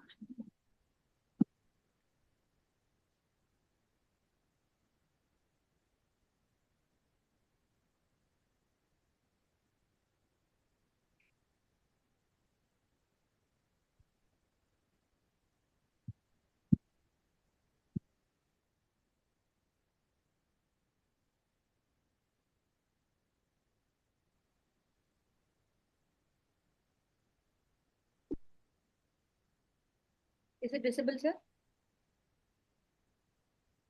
Visible. Yes.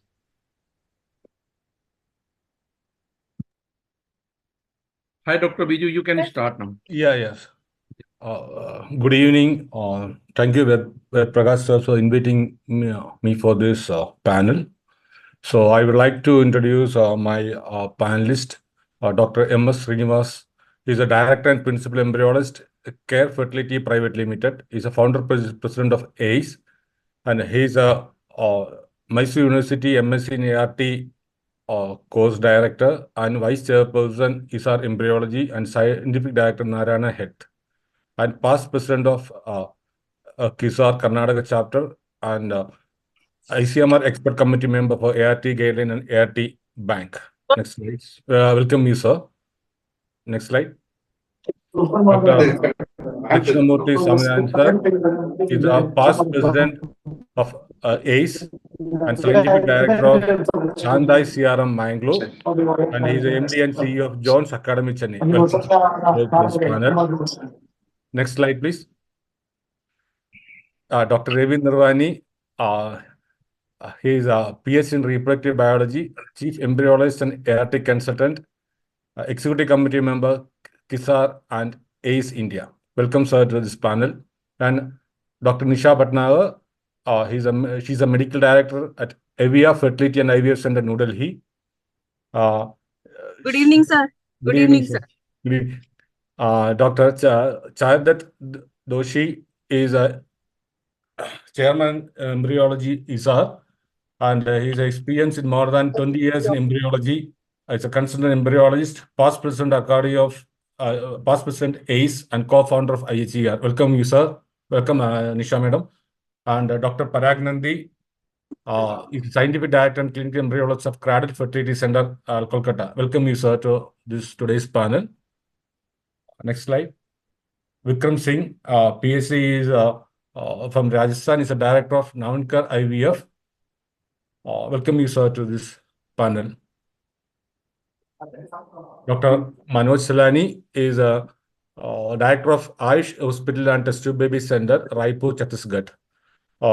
He's a founder, chapter secretary of Chhattisgarh IFS and founder secretary of Survey CG chapter. President Raipur OB Gynec Society. He was the past president. Welcome you, sir, to this panel. I welcome all the panelists. So,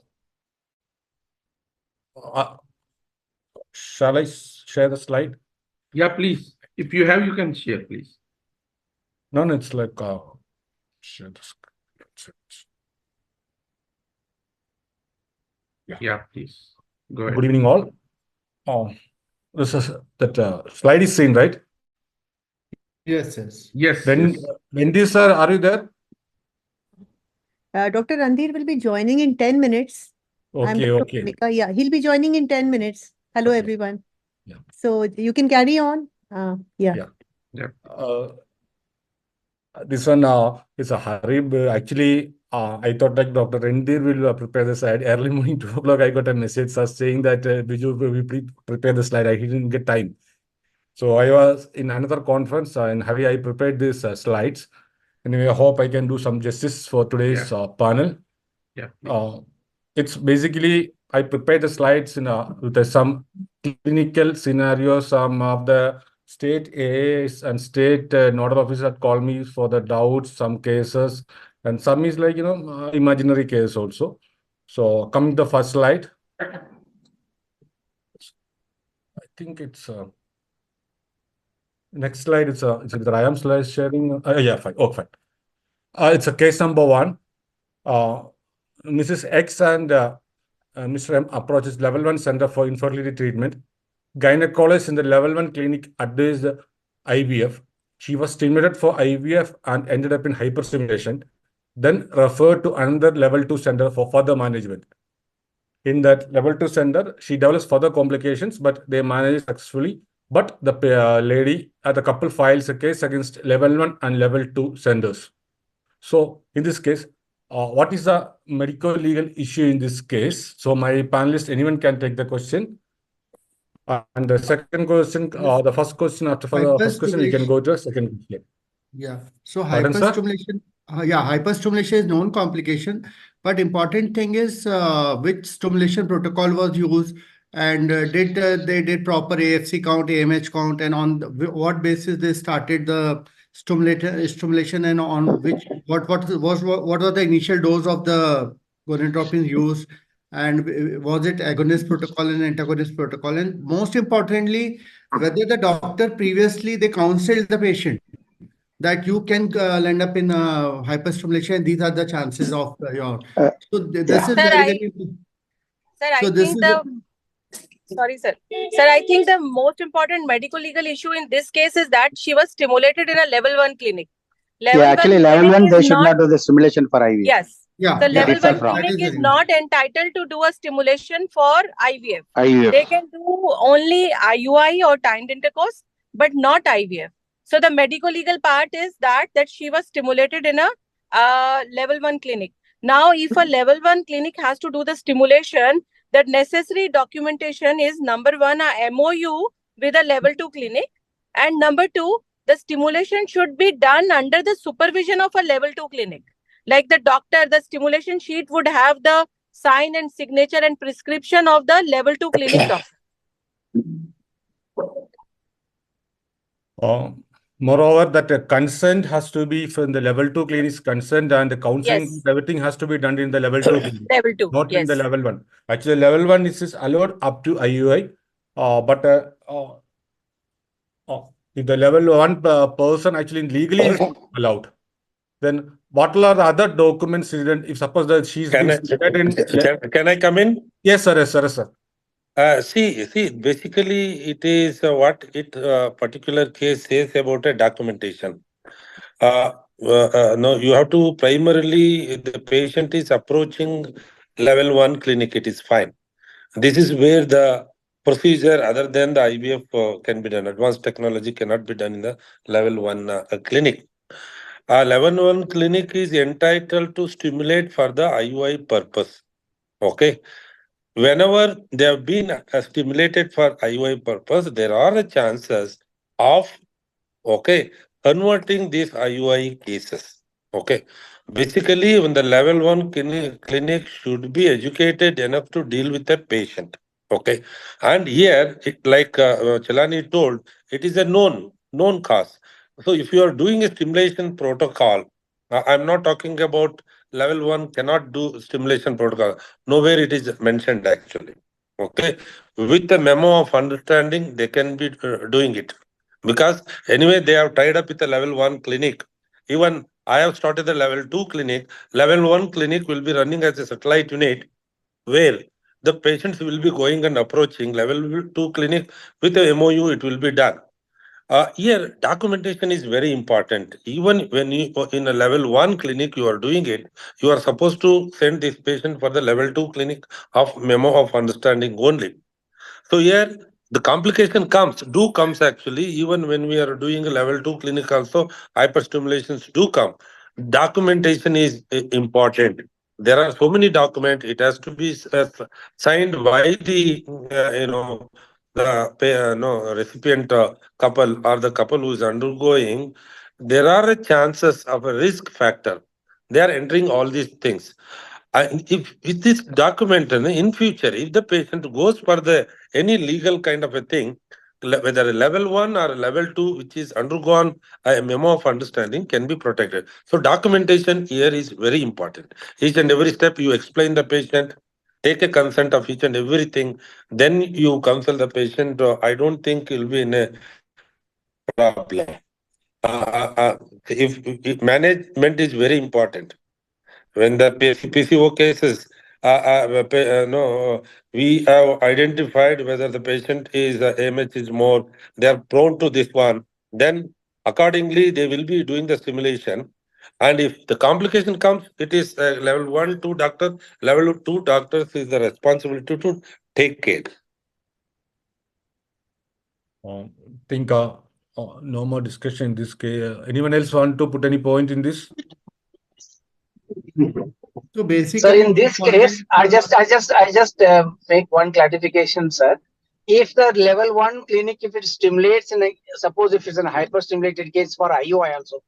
So do you think that level 2 clinic will accept that one? No, it is not like that, Mr. Ravi. If the patient is stimulated for IUI, it is be stimulated for IUI. Stimulated means then you will have to talk to patient, counsel the patient, convert it. See, we are not supposed to hyperstimulate. It is what it says actually. Okay, for the donor, it is says at 7x. Okay, No, similar sir. kind No, of I'm thing not has telling to be about, done. sir. In case of any complication, even with the level 1 clinic of stimulation protocol, Sir, if whatever it happens.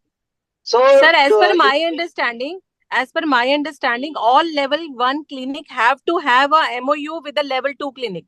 They cannot just do any kind of stimulation. True. Yes, in that is a system, must. they have to accept. So that they should have a reference center where they can send the patient in case of any complication. You can't just stimulate a patient. True. Right. In that condition, with an MOU, they can manage the cases. Yes. And Right. secondly, it had to be seen if she was properly investigated, AFCMH was done, and then what protocol was used. So that is also what was the cause of hyperstimulation, because now these days the number of hyperstimulation has reduced. So that has to be seen. So that will be also a documentation is important in that case, and I think that will also play an important role. See, basically, medico-legal case, documentation is very important from the time the couple is coming and getting started treatment in ART clinic. Whatever the procedure, documentation is must. We'll move on to next case. This one, Miss X, unmarried, 23 years, approaches level 2 ART clinic and does IVF with a boyfriend's sperm. But her boyfriend is married and he stays with his wife. So what all are the legal documents needed for doing IVF in this case? What all are the medical legal issues gynecologist needs to anticipate in these type of cases? Anyone? Manoj Chalani sir, Nisha madam? Anybody can take So, it. sir, I will tell you that, see, the unmarried female can get a treatment done. And the only thing is that the boyfriend has to be routed through the donor bank, through the sperm bank. He will have to go there, donate the sperm. We will get that sperm because now known donor is allowed. The only thing is that he will have to waive off all the rights on the baby. Being a donor, he will have no legal rights on the baby. The problems the gynecologist can anticipate is a future complication where the wife can come and say that, how come you took and all that. But it is not our responsibility. Once we have routed through the bank, it is over from our side. Please correct me if I am wrong. Is the wife consent also required for the donor of sperms? Like if No, sir. he's No, sir, it is not. No, It is not. It is not. Not necessary. See, because in this particular case, there are so much complications. So she is unmarried, 23 years. Okay, she can go for a donor sperm. It is fine. Okay, she has to go for the donor sperm. That is fine, and it has to be through. It has to routed through the ART bank. But sometimes what happens? No, don't take a marriage certificate and see whether he's if he says donor sperm, I want, it is fine. Sometimes they pretend as if they are a couple where the marriage certificate is not there. Here you say unmarried and brings the and so much complication here actually. See, because any level 2 clinic or level 1 clinic, they just have to follow whatever the norm. So they don't want to be in a mess up. Okay. Unmarried couple reaches the IVF center to go for IVF procedure. It is fine. Again, she is bringing her own boyfriend. Okay, and of course, like other speaker told, it has to be routed through the ART bank. And doing all these things, keeping a document, I think in the near future, actually in the society, we are going to create so much, complications among this, if this kind of practice happens. Yeah, since it is become holistic, there is no, there is no money involved, one thing. And what the new law says is that there is no more anonymity. There is only confidentiality. That's all. That is where the problem is going to come, as Srinivas is telling. Future, we don't know how the thing is going to work. Like, it looks very simple. Like, anybody known donor, you can route through the ART bank. But what will happen tomorrow? We don't have any clue about that. That is one very, very dangerous thing. It's in there. The only thing is that we have to. One more thing is, I'm adding one more point. Another thing, Pillai, you see, another Yes, complication here, no. See, he's unmarried, okay? He's going to get not a sample from the unmarried guy. He's married, okay? He's married. And see, this is, see, in that particular question, complications are more. I think this kind of things, I think you have to avoid. But I think level 2 clinic, I will definitely avoid because he's already married and he is, our consent has to be taken, I believe. Wife's consent. Because if a married woman wants to donate, husband consent is must. Similarly, if our husband want to donate, I think wife consent is must. In that case, how it is going to happen? Yeah, that's what I wanted to say. That I think wife consent should be there if any man is donating the sperm. Yeah. Second thing is we have to Sir, but counsel. usually what happens is that in a ovarian stimulation, it is a multiple step process and complications can arise. So the consent of husband is there. But anybody can go and donate into a sperm bank. There are no stimulations, nothing is needed.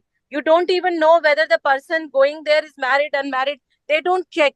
So for married husband donating sperm, we are just talking about medico-legal things here. So medico-legally... No, that is right. Risk or not, that is different issue. But gamete is gamete, no.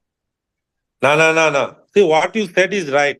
See, I can go and donate. I need not have to ask my wife. What you said is, but what it is mentioned here, see, because now I'm pertaining to this question actually. Unmarried goes to boyfriend. Boyfriend is married. That is my legal point over here. My legal point is over here is that, okay, he can go and donate, okay, but specificity is there, anonymity is ruled out over here. So as of now, the law doesn't need a wife's sign for donating. That is true. I would say it should be vice versa, because this is whatever the law is there, I don't think it is a right. There are many places now it is amended. Tomorrow, wife also can go and I can donate it. Why do I ask my husband? It's a similar way, no? Yes. Sir, okay, fine. Let's second move thing on is to that the next. we have to counsel that unmarried girl that whoever is donating the sperm, whoever the Biju, here I'll add one, Dr. Srinivas. Yes. Yeah. Yes, sir. Yes, Randy, sir. Biju, I'll add Srinivas for the earlier case. Sir? Yeah. Dr. Randhir here. I'm audible? Yes, sir. You are audible, sir. Yeah. Come on. Yeah. See, regarding the earlier that the partner's consent is not required, but to be a safer side, we should avoid ethically. Yeah. This is what I meant. Okay. This is what, because I supported it. See, level 2 clinic is there to give a proper service. Okay, unmarried couple. Okay, you have to support unmarried couple. Okay, let her go for whatever the profile. We will be able to provide. Okay, fine. You bring one sample. You bring the sample of one who is already married. You creating so many problems within the society. No, that is what I meant. Now I'll share with here, because one of my close friends was flying 2 days back to USA, and their engagement has been done, and they are going to get married after 6 months. See the scenario? That lady has got the multiple myeloma, and she has to go for the chemotherapy. My God. Okay. So I asked that boy, is there, you preserve the semen, but if the ask. If he asks, then you say you are married. If he doesn't ask, then don't give any reply. See how wise you got, Srinivas? Because Yes, yes. Yeah, got it. if that patient is going, because if that patient is going to you and you will ask why you're preserving your semen, you'll ask indication. Either you can go to the sperm bank or you have any chemotherapy. But he is not a patient. So I'm giving Viju, I'm giving these real examples. Yes, sir. So these all will come in the, because you're in the central board, all these things will come. Yeah, my point is well taken. Now you can continue, Viju. Yeah. So only one more thing is that we have to counsel that unmarried girl that counseling is important aspect, because what Srinivas said is there are social issues are there. This young ladies may not be knowing the social issues. This boyfriend may be saying to her that I will divorce the first wife and come back to you. So we should counsel Viju, them clearly that already their what we engagement have. officially is done. Yes, sir. Yeah. See, engagement is already done officially. Their marriage is going to be after 6 months. But yeah. Okay. The counseling is important. So we move to next case. Mr. and Mrs. KY, husband 32 years, wife 27 years, married for 4 years, with primary infertility, with the PCOD, with the medical, it's a clear indication for IVF due to other medical factors also. The approach is level 2 ART clinic for IVF. The couple having a marital disharmony, but husband agrees to give consent for IVF and says he will sign all consent once he reaches India as his works abroad. And ART clinic started stimulation, and day 8, husband calls up and says he is not ready for IVF.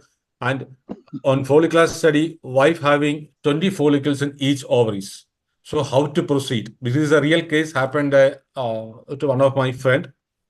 What all are the rules violated in this couple's case? How to sort out this issue now? Actually, before starting the IVF, consent should be taken from both the husband and wife. Yes. I mean, before stimulation. But suppose this thing has happened, denying it, then only solution is then the pickup should be done and the oocyte should be frozen. That's the only option left then. Other panelists? It's very interesting question. Yeah, other panelists are going to be very common because a lot of army jawans, you are working husband here and there. Other panelists?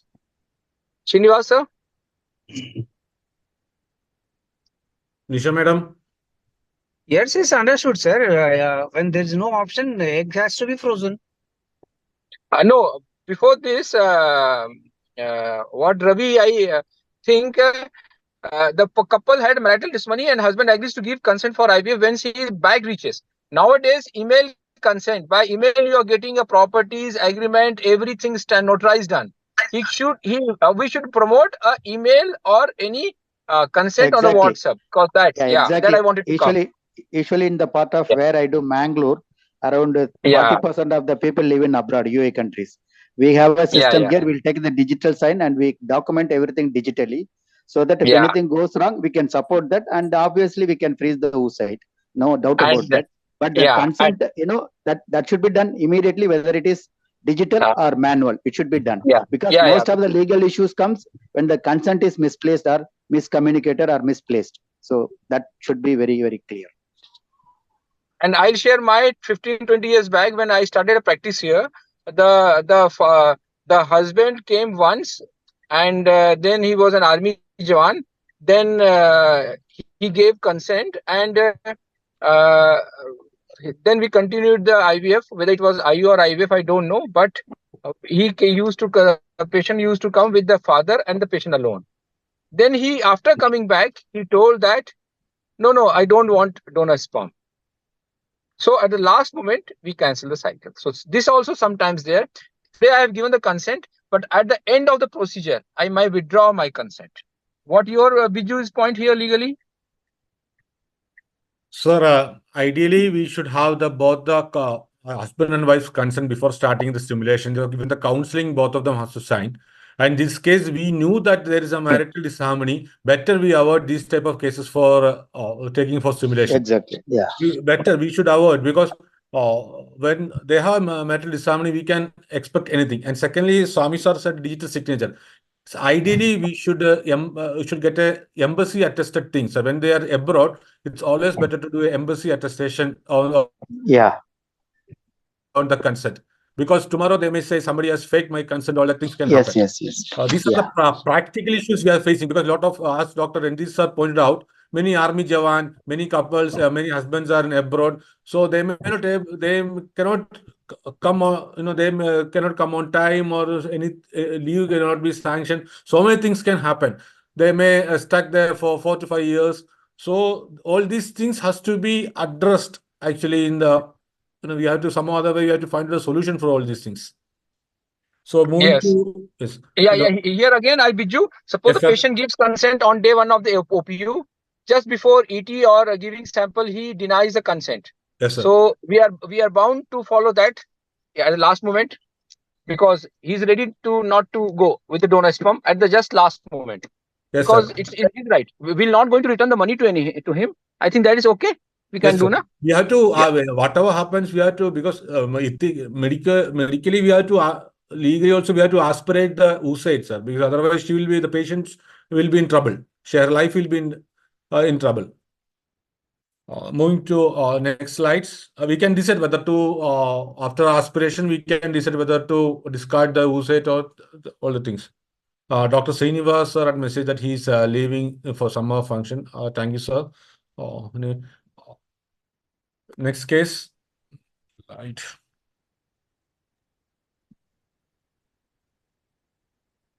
Yeah. This next case. Mr. and Mrs. M, husband 30 years, wife 28 years, files a complaint with the state appropriate authority that they approached an ART level 2 center after seeing their advertisement in train, claiming 80% positive results. IVF done, but this couple and other 4 couple results came as negative in that center. And the couple produced details and says they are cheated, and that center actual results are below 40%, as in that batch only 8 cases were there. So this is actually happened in one state. This is a real case happened. So what all are the documents needed to made in level 2 center to prevent this type of medical legal issues? And ethically, there is something advertisement part also. So any of the panelists can comment. Actually, any center should not give a promise of a percentage of results. So that is important. In fact, they should get the consent signed from the patient that, anything can happen. Roughly, they can say that our results are tentative, this one, but it can vary from patient to patient. So that proper consent has to be taken from the patient, and Form G has to be filled. Sir, what I usually do, I tell the patients that even if the success rate we tell you is 70%, you can be in the 30%. But even if the success rate is in 20%, you can be in the 20%. So each human being is different, and you never know where you fall. So there is no point in saying any success rate for you till we do the cycle and see the eggs and sperms and embryos. Yeah, we can say that even after seeing the embryos, nobody can predict. Agree, After sir. the embryo transfer also, we can't predict whether the case will be successful or not. Agree, sir. Right, right. See, we have Swami sir, we can. Yeah, we have solutions for all the problems, but that solution is not assurance. We have to tell them very clearly. Suppose you have azoospermia, we can do the TISA, PISA, or whatever it may be. That is a solution. That is not a success rate. So that we should draw a line properly, that we can't assure anybody that success rate of any percentage, because person to person it varies. Our technology remains the same, but the biology varies patient to patient. So we never ever say that percentage talk in when it comes to success. I have clarification here.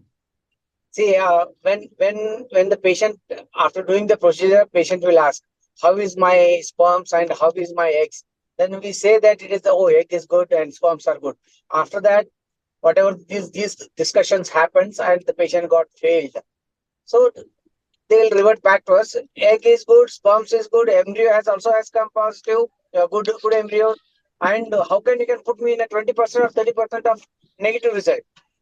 So it is very difficult to, we can defend it that patient to patient is varies. But you are telling about the embryo, your gametes are good, your embryos are good, still there is an like negative result.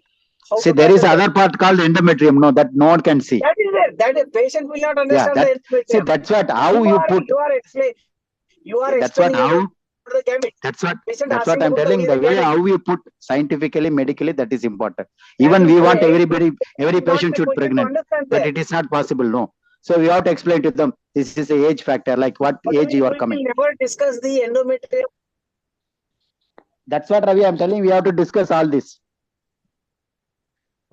The 90% of the complaints comes to state authorities depends. One is regarding the success and one is the cost factor. All these things we can avoid if we give a good counseling. That the counseling part, if you document also.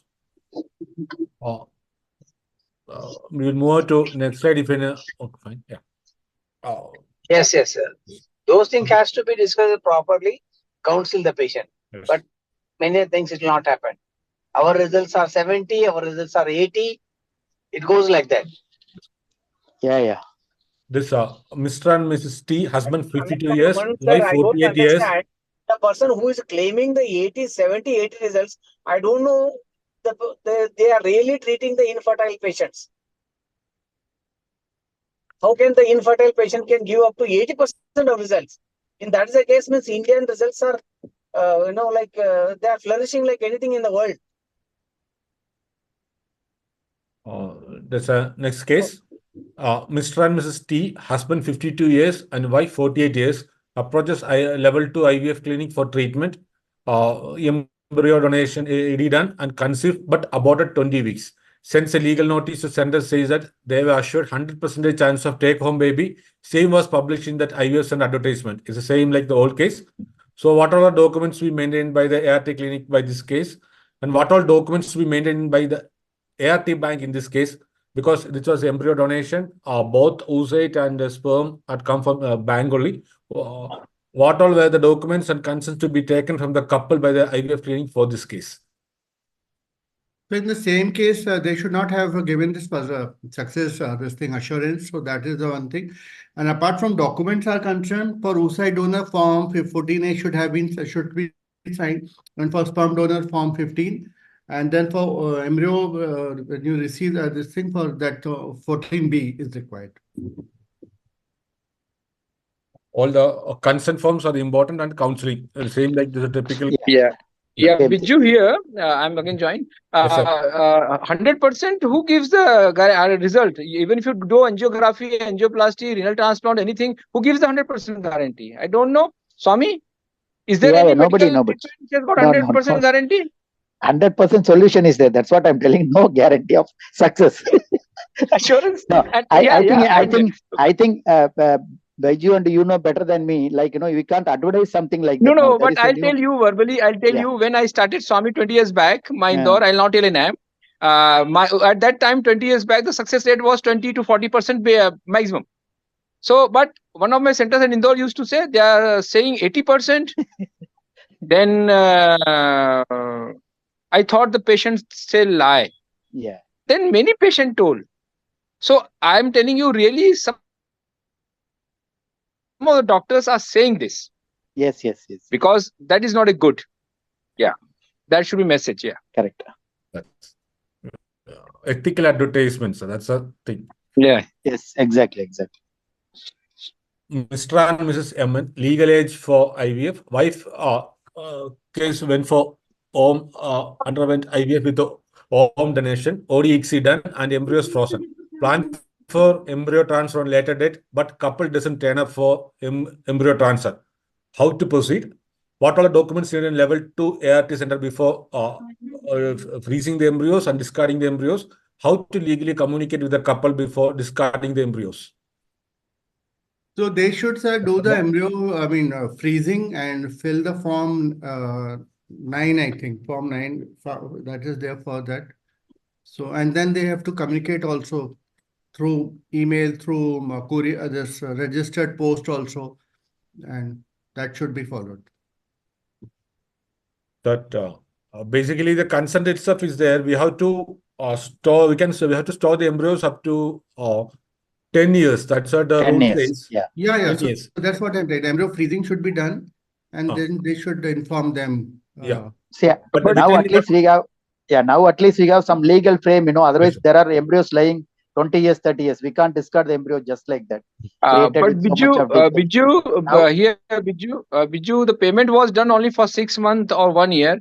How we can that is do the extra cost from my pocket for 10 years? What is That- your that- view on that- that? that letter they can send that to There- renegotiate or extend that freezing this thing that they can send. Sir, The recovery No, of but money can be done. It can be done through court also, that the patient is not paying the money. That is a separate part. Sir, another two criteria is also there in the rules. The form itself it's given that if the patient doesn't inform you in advance that they want to store the embryo the more than allowed time, and second thing is the payment is not done, that we are communicating them, so your payment time is expired, you please come back and do the payment, or even if they are not available, there is a mechanism that they will authorize one person, so inform them also. If they are not coming back or they are not paying, then we can discard it. Actually, legally, Yeah, we can discard. I think because only thing, that is a part, because unless until the court says that patient is not communicating and all, but some relative goes to the court, then if the court orders, then we can put pocket from our pocket the money for restoring. Yeah. The So second 2 thing to is 3 reminders you have to send to the patient, and then you also inform to court also that the recovery of that amount is due. Patient is No, not paying the money. not court. No, not here court. Not Now, Manoj, court is not there. Here is here is the national registry. National registry. We can email to the national registry. Yes. Now, Biju? Yes, sir. But then recovery of money is also important, na? Apart from discard. That's One what issue is discarding that of money embryo you and can go to the court. Sir, embryo Yeah, freezing. that's what I'm saying. That's what I'm saying. So There are embryo 2 points freezing, about the discarding the embryos and secondly recovery of the money. Yeah, it's an expensive affair. So it's clearly given the consent form that when we are taking the consent, we are saying that we are storing only for this much years with this much amount you paid. If they don't come back or if they are not informing us, we will send a letter to their address with an acknowledgement. So we need to have proof. Now, tomorrow they go to court, we have to provide them a proof in the court that we got the acknowledgement from them. Still, they didn't respond, so we discarded. Right. Yeah. Next slide. This is another one. The para to live into couple with the 2 female kids approach level 2 ART clinic. They want to do IVF to get a male baby. And doctor agrees and doctor takes this couple abroad where same ART clinic got a branch and PGT done and embryo transfer done. One of the relative files a complaint against the doctor and the couple doctor and the couple saying that sex discrimination done in this case. It's actually ethically not correct, but this happening in India. So what is the opinion of the panelist? Ranjit sir, you also come online. I think there's no proof like the doctor is not doing in India. So the Indian laws will not, I think legally he's doing outside India. There's no proof of that. So he's doing in a country where it's legal. So I don't think legally anyone can take action. Until stimulation has been done in India by this doctor. No, Manoj Chelani is licensed by MCI to do the practice in India. Do you have a license to practice in abroad? That question. But I think even the license can be taken for another country also. There can be dual license. So if somebody is doing outside for that, India, so your question, if you have got a dual license, if you practice there, it's a new thing. Biju, you have to note down these points to the Modi PMO office. That person, one doctor Indian can get a license of doing that because nobody can stop doing practice in 2 countries, what I think. So that will be a future problem for our fraternity. So we should avoid all that. Sir, I have a little twist to this question. So what happens is that this couple comes and they have 2 daughters and they want a baby boy and you refuse treatment to them. You say that you do not want to do the treatment, but still the patient, you write down on the paper that they want baby boy, treatment refused. But then the patient insists that you get a treatment done and everything. And by chance, the patient gets a male baby. Now, can anybody create problem for you from PNDT office despite doing everything? Yes, because he already has 2 children, no? Whether they are male or female. But then what was the indication for doing IVF? Maybe tubal factor, maybe secondary infertility, whatever the indication was. There is an indication. That's why only the doctor is doing treatment. Yeah. I think you have to. I'll share my cases. There were 20 years back, a Kashmiri patient came from Kichlu patient from Kashmir. They had already 2 daughters. They had come with the OD with their sister-in-law, and I transferred 3 embryos, and they had twins, and they delivered at my place only. And again, we got 2 daughters. But I was mentally prepared with my all documents, Manoj, that if both are boys, I get a notice from CMHO. But luckily, they got the 2 daughters. So now they have 4 daughters. So, you cannot stop anybody for treatment. It's a human right. Yeah, unethical IVF indication should not be there. Yeah. But because of this, because you did the treatment, nobody can trouble you, no, sir? Mail can also happen. But what I told in that case, I maintain all the papers that I cannot promise you boy and all. You can have both the boys. Yes. That we did.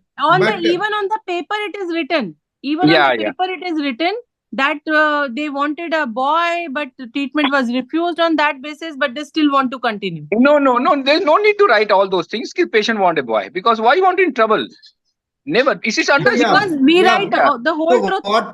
What I've seen is very senior IVF specialists of India. What they do is they don't even entertain those patients. They don't allow them to enter their chamber itself. So they don't write anything on paper. They don't refuse legally. They are not refusing. But right from outside the receptionist, they don't. Once they see 2 female, somehow they try to discourage that patient to meet the doctor. वो इसलिए मनोज हम trouble क्यों लें? Why to take trouble? So it's like same when you cross by road Raipur and there's some accident, you don't want to help that patient in accident, you go ahead. It's like that. Police case Sir. Ranjit Singh sir, if that is the case, about the determination of this, our consent sir is having any point in that we are not doing any sex determination in the gamete level? I think it's not mentioned. But we are following the PCPND law. No, PCPND is okay. Yeah. But is it necessary? Act says no. In the rules, acts they're there. In the beginning, if you read there, the doctors should not do any technique to make the sex choice. No, it's not that, sir. Actually, one of the officer has claimed that embryologists are the culprit who are doing the sex determination at the embryo level. Okay. This is the words we have received from one of the officer here. That so in our consent forms, is it necessary to mention that we are not doing any sex determination in the gamete level here? No. Not necessary, man. If one person is asking, we can't go and make a notice like that. Let him ask. We are not doing it. Is very clear practice. He is not having any idea. He is not having brain. Give my number. I will talk to him. Swami. Ravi, I got your point. Ravi, our job is very clearly mentioned. We are creating embryos. Our job ends No, there. you are, of course, it's mentioned is creative. Let him tell. See, people will tell one thing. The previous discussion was the same. No, if you want to take a consent, I got your point. I'm not doing I got your point, Ravi. They wanted to... Doesn't matter. Then you have to apply for PCPND to get a license. Yeah. I just wanted to... No, I agree with you. Ravi. Yes. If you go in the court, you say, son, मैं भगवत गीता पे हाथ रख के कह रहा हूँ, मैं सच कहूंगा और सच के अलावा कुछ नहीं कहूंगा. तो ऐसे you want to say that कि मैं embryologist सिर्फ embryology काम करता हूँ, मैं sex determination नहीं करता हूँ. So that has not come, not yet. Yes. No. I see. No. Is it necessary to have that point in our consent? No, not necessary. Not necessary. Sir, Ravi sir, it's clearly regarding this case, one thing I want to tell you that suppose sometimes the patient comes to us and they ask us to guide us where we can go abroad, where we can go get it done. So that is also illegal. We can't guide them. We can just tell them, okay, it's illegal outside. You do Manoj. You are not supposed to guide them or tell them the clinic. Go to that clinic, I'll talk to that doctor. Manoj, I am telling you one IPC dhara is that even if you are not doing a crime, but you are supporting a crime or any proof you are hiding the crime is as equivalent as you're doing a crime. So Yeah, you are that's happened. helping that person. Yes, Yeah. sir. You We are should not never, supposed never. to, yeah, we are not supposed to tell them that this is the country, it's legal there, you go Yeah, there, you never, pay. never, never. But sir, recently only we discussed that a doctor can have license in 2 places and can do cases in that No, country. no, no, no, no, So, no, no. That is arbitrary. We are just thought. okay. We don't know whether you can do or not. Okay. Regarding Because this case, if somebody files a complaint like this, the doctor's license will go, doctor will go behind, because the doctor, there will be evidence that the doctor and patient traveled same time abroad to same country, and the doctor was treating the patient in India and similar to the patient in India. All the details, Yes, yes. they are There will able be to get trouble. caught in these type of cases. And Yes. second, regarding what Nisha madam told me that we must be discussing about that online advertisement, that case that we discussed already in that our WhatsApp group. In that case, if without NMC registration there, because they are not supposed to advertise in India and take the reference from India. If there's something goes, it's like somebody files a complaint to NMC, NMC can cancel the primary registration, because the primary registration is Indian registration. Without primary registration, they cannot practice in Dubai or anything. They will not get a good standing certificate. So that issue is there. That legally it is there, because I have clarified the matter with NMC member itself that day only, because when I saw somebody had to send me that advertisement and asked me that doubt, I clarified with that NMC member only whether it's legally ethically correct. And he said if the advertising in India, it's not correct. If somebody files a complaint, then legally they have to go on with it. Anyway, sir, my another it's question ethically, is legally, it's that not correct to do sex examination just for a. that is true. Yes, Sir, madam. my another question, we are just discussing medical legal scenarios here. We Yes, all sir. know Yes. that this is not right. I also have 2 daughters. Now, the only thing Yes. I wanted to know, sir, that if for this kind of advertisement, can a PNDT officer on its own without any complaint, can they take an action?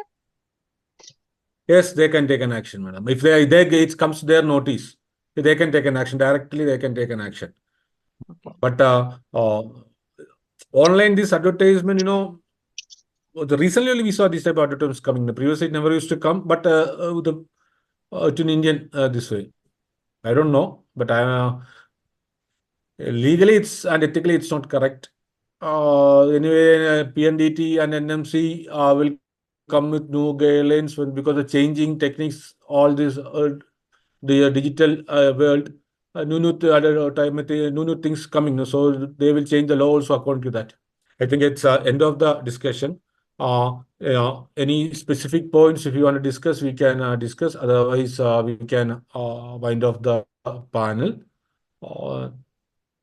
Anything else? Biju, Sir? Biju, the Yes, sir. last case, I want to share one practical thing. How the Yes, sir. India is involving. See, same Singapore, I think I don't know where the countries are there because I don't know. One of my IVF patient, wife was 43, 44. Their young boy, very rich, super rich. Their young boy, 21, died because of a car accident. And they had an elder daughter. The couple came to me. AMH was 0.5 or 0.6. I tried. I got 1 oocyte or 2 oocyte. Then I advised for OD. They refused me. And they were persisting with the AMH 0.5. They wanted a boy. I told, no, it's not possible. But my counseling is very great. What I do, आप दिल से प्यार करो, you ask from your all, what you lost, you might get from by the God mercy. You go ahead. Don't expect, lalach mat karo. So they came with my friend. So I was remembering bad oocyte, bad embryo. Then second cycle I counsel, they told again, we might go for OD, but we want a boy. I said, okay, that cannot be done. Then after 2 years, in some party, that friend came to me. I discussed. They told that, Mecca sir, what happened to that couple?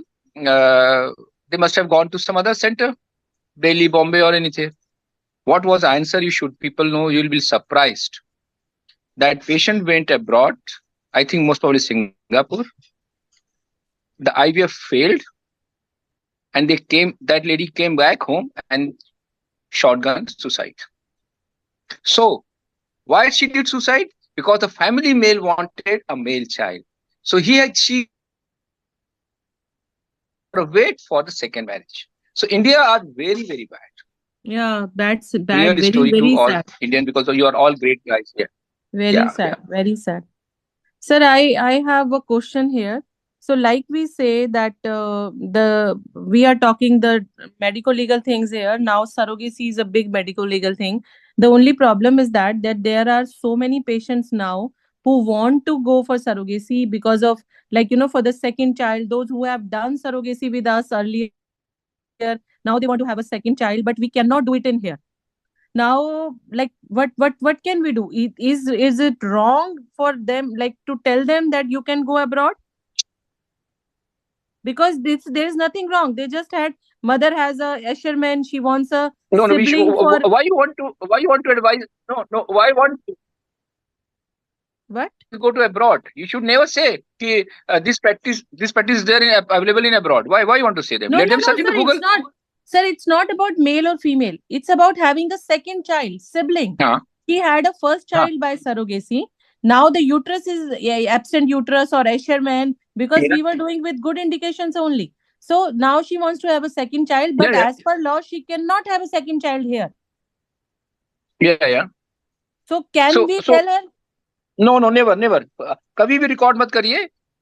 Best answer ये है कि because you don't know what the patient is doing. आपके phone को tap कर दे, record कर दे. So best is better. In India, I don't. This treatment is not there. If they ask to go abroad, your answer should be you're free to go anywhere in the world. Search the Google. I'm not advising you. You're free to. Yeah, the answer should be very, very neutral. Okay, Biju, what do you think? Yeah, I do agree. I was about to say that. Then Rendy sir said, see, we cannot trust any patient, madam. The patient, they will change the word anytime. They will record our conversation, our WhatsApp chats, screenshot they will take, and they can, interpret in any way they want. So whenever we are talking these type of sensitive material, you have to take a political stand, like what now Dr. Rendy sir explained to you. You must have understood what he explained. Yes. Not done in India. Then the patient may ask you whether anywhere else, but you can Google and find out, or you can search out. We don't know. Okay. So that's why, madam. Okay. Got it. I think we have come to the end of the discussion. Thank you, my panelist. I am happy to be with the spend my evening in this panel with all the great visionaries, great seniors. Thank you, sir. Thank you, madam. Thank you. Yeah. Thank you, sir. Thank you. Wonderful panel. Biju. Yeah, thank you, Biju, for taking all this. I would like to extend my thanks to ACE also for giving us this opportunity. Thank you, sir. Thank you for the organizers. Thank you, Ved, sir. Yeah. Thank you. And I think Biju, you are at the center level. All these points you'll keep in the mind and you can put in the new ministry comes. Okay. Thank you. Come into my mind actually. Yeah. David, sir, good to see you after a long time. Yes. Yes, sir. Thank you so much. Thank you, dear. Bye. The first time I met, I think he's a person, I think. Yeah. Thank you, Abhi Prakash, sir. Thank you. Thank you so much, all the moderator and panelists. It was excellent panel, and I think many things we have learned, and definitely it will improve ourselves, our practice, and I'm sure people are listening us. And right now, I have seen that total registration was 386, and 240 people was continuously watching us. Now, of course, now time is 8:10, so no more than 50 people are with us. But it was wonderful and excellent. People are listening us, and again we will join. And thank you so much for each and everyone, for panelists and moderator and all my team members, and of course BSV and the technical team. Thank you so much. Thank you, everyone. Thank you. Namaste. Bye bye.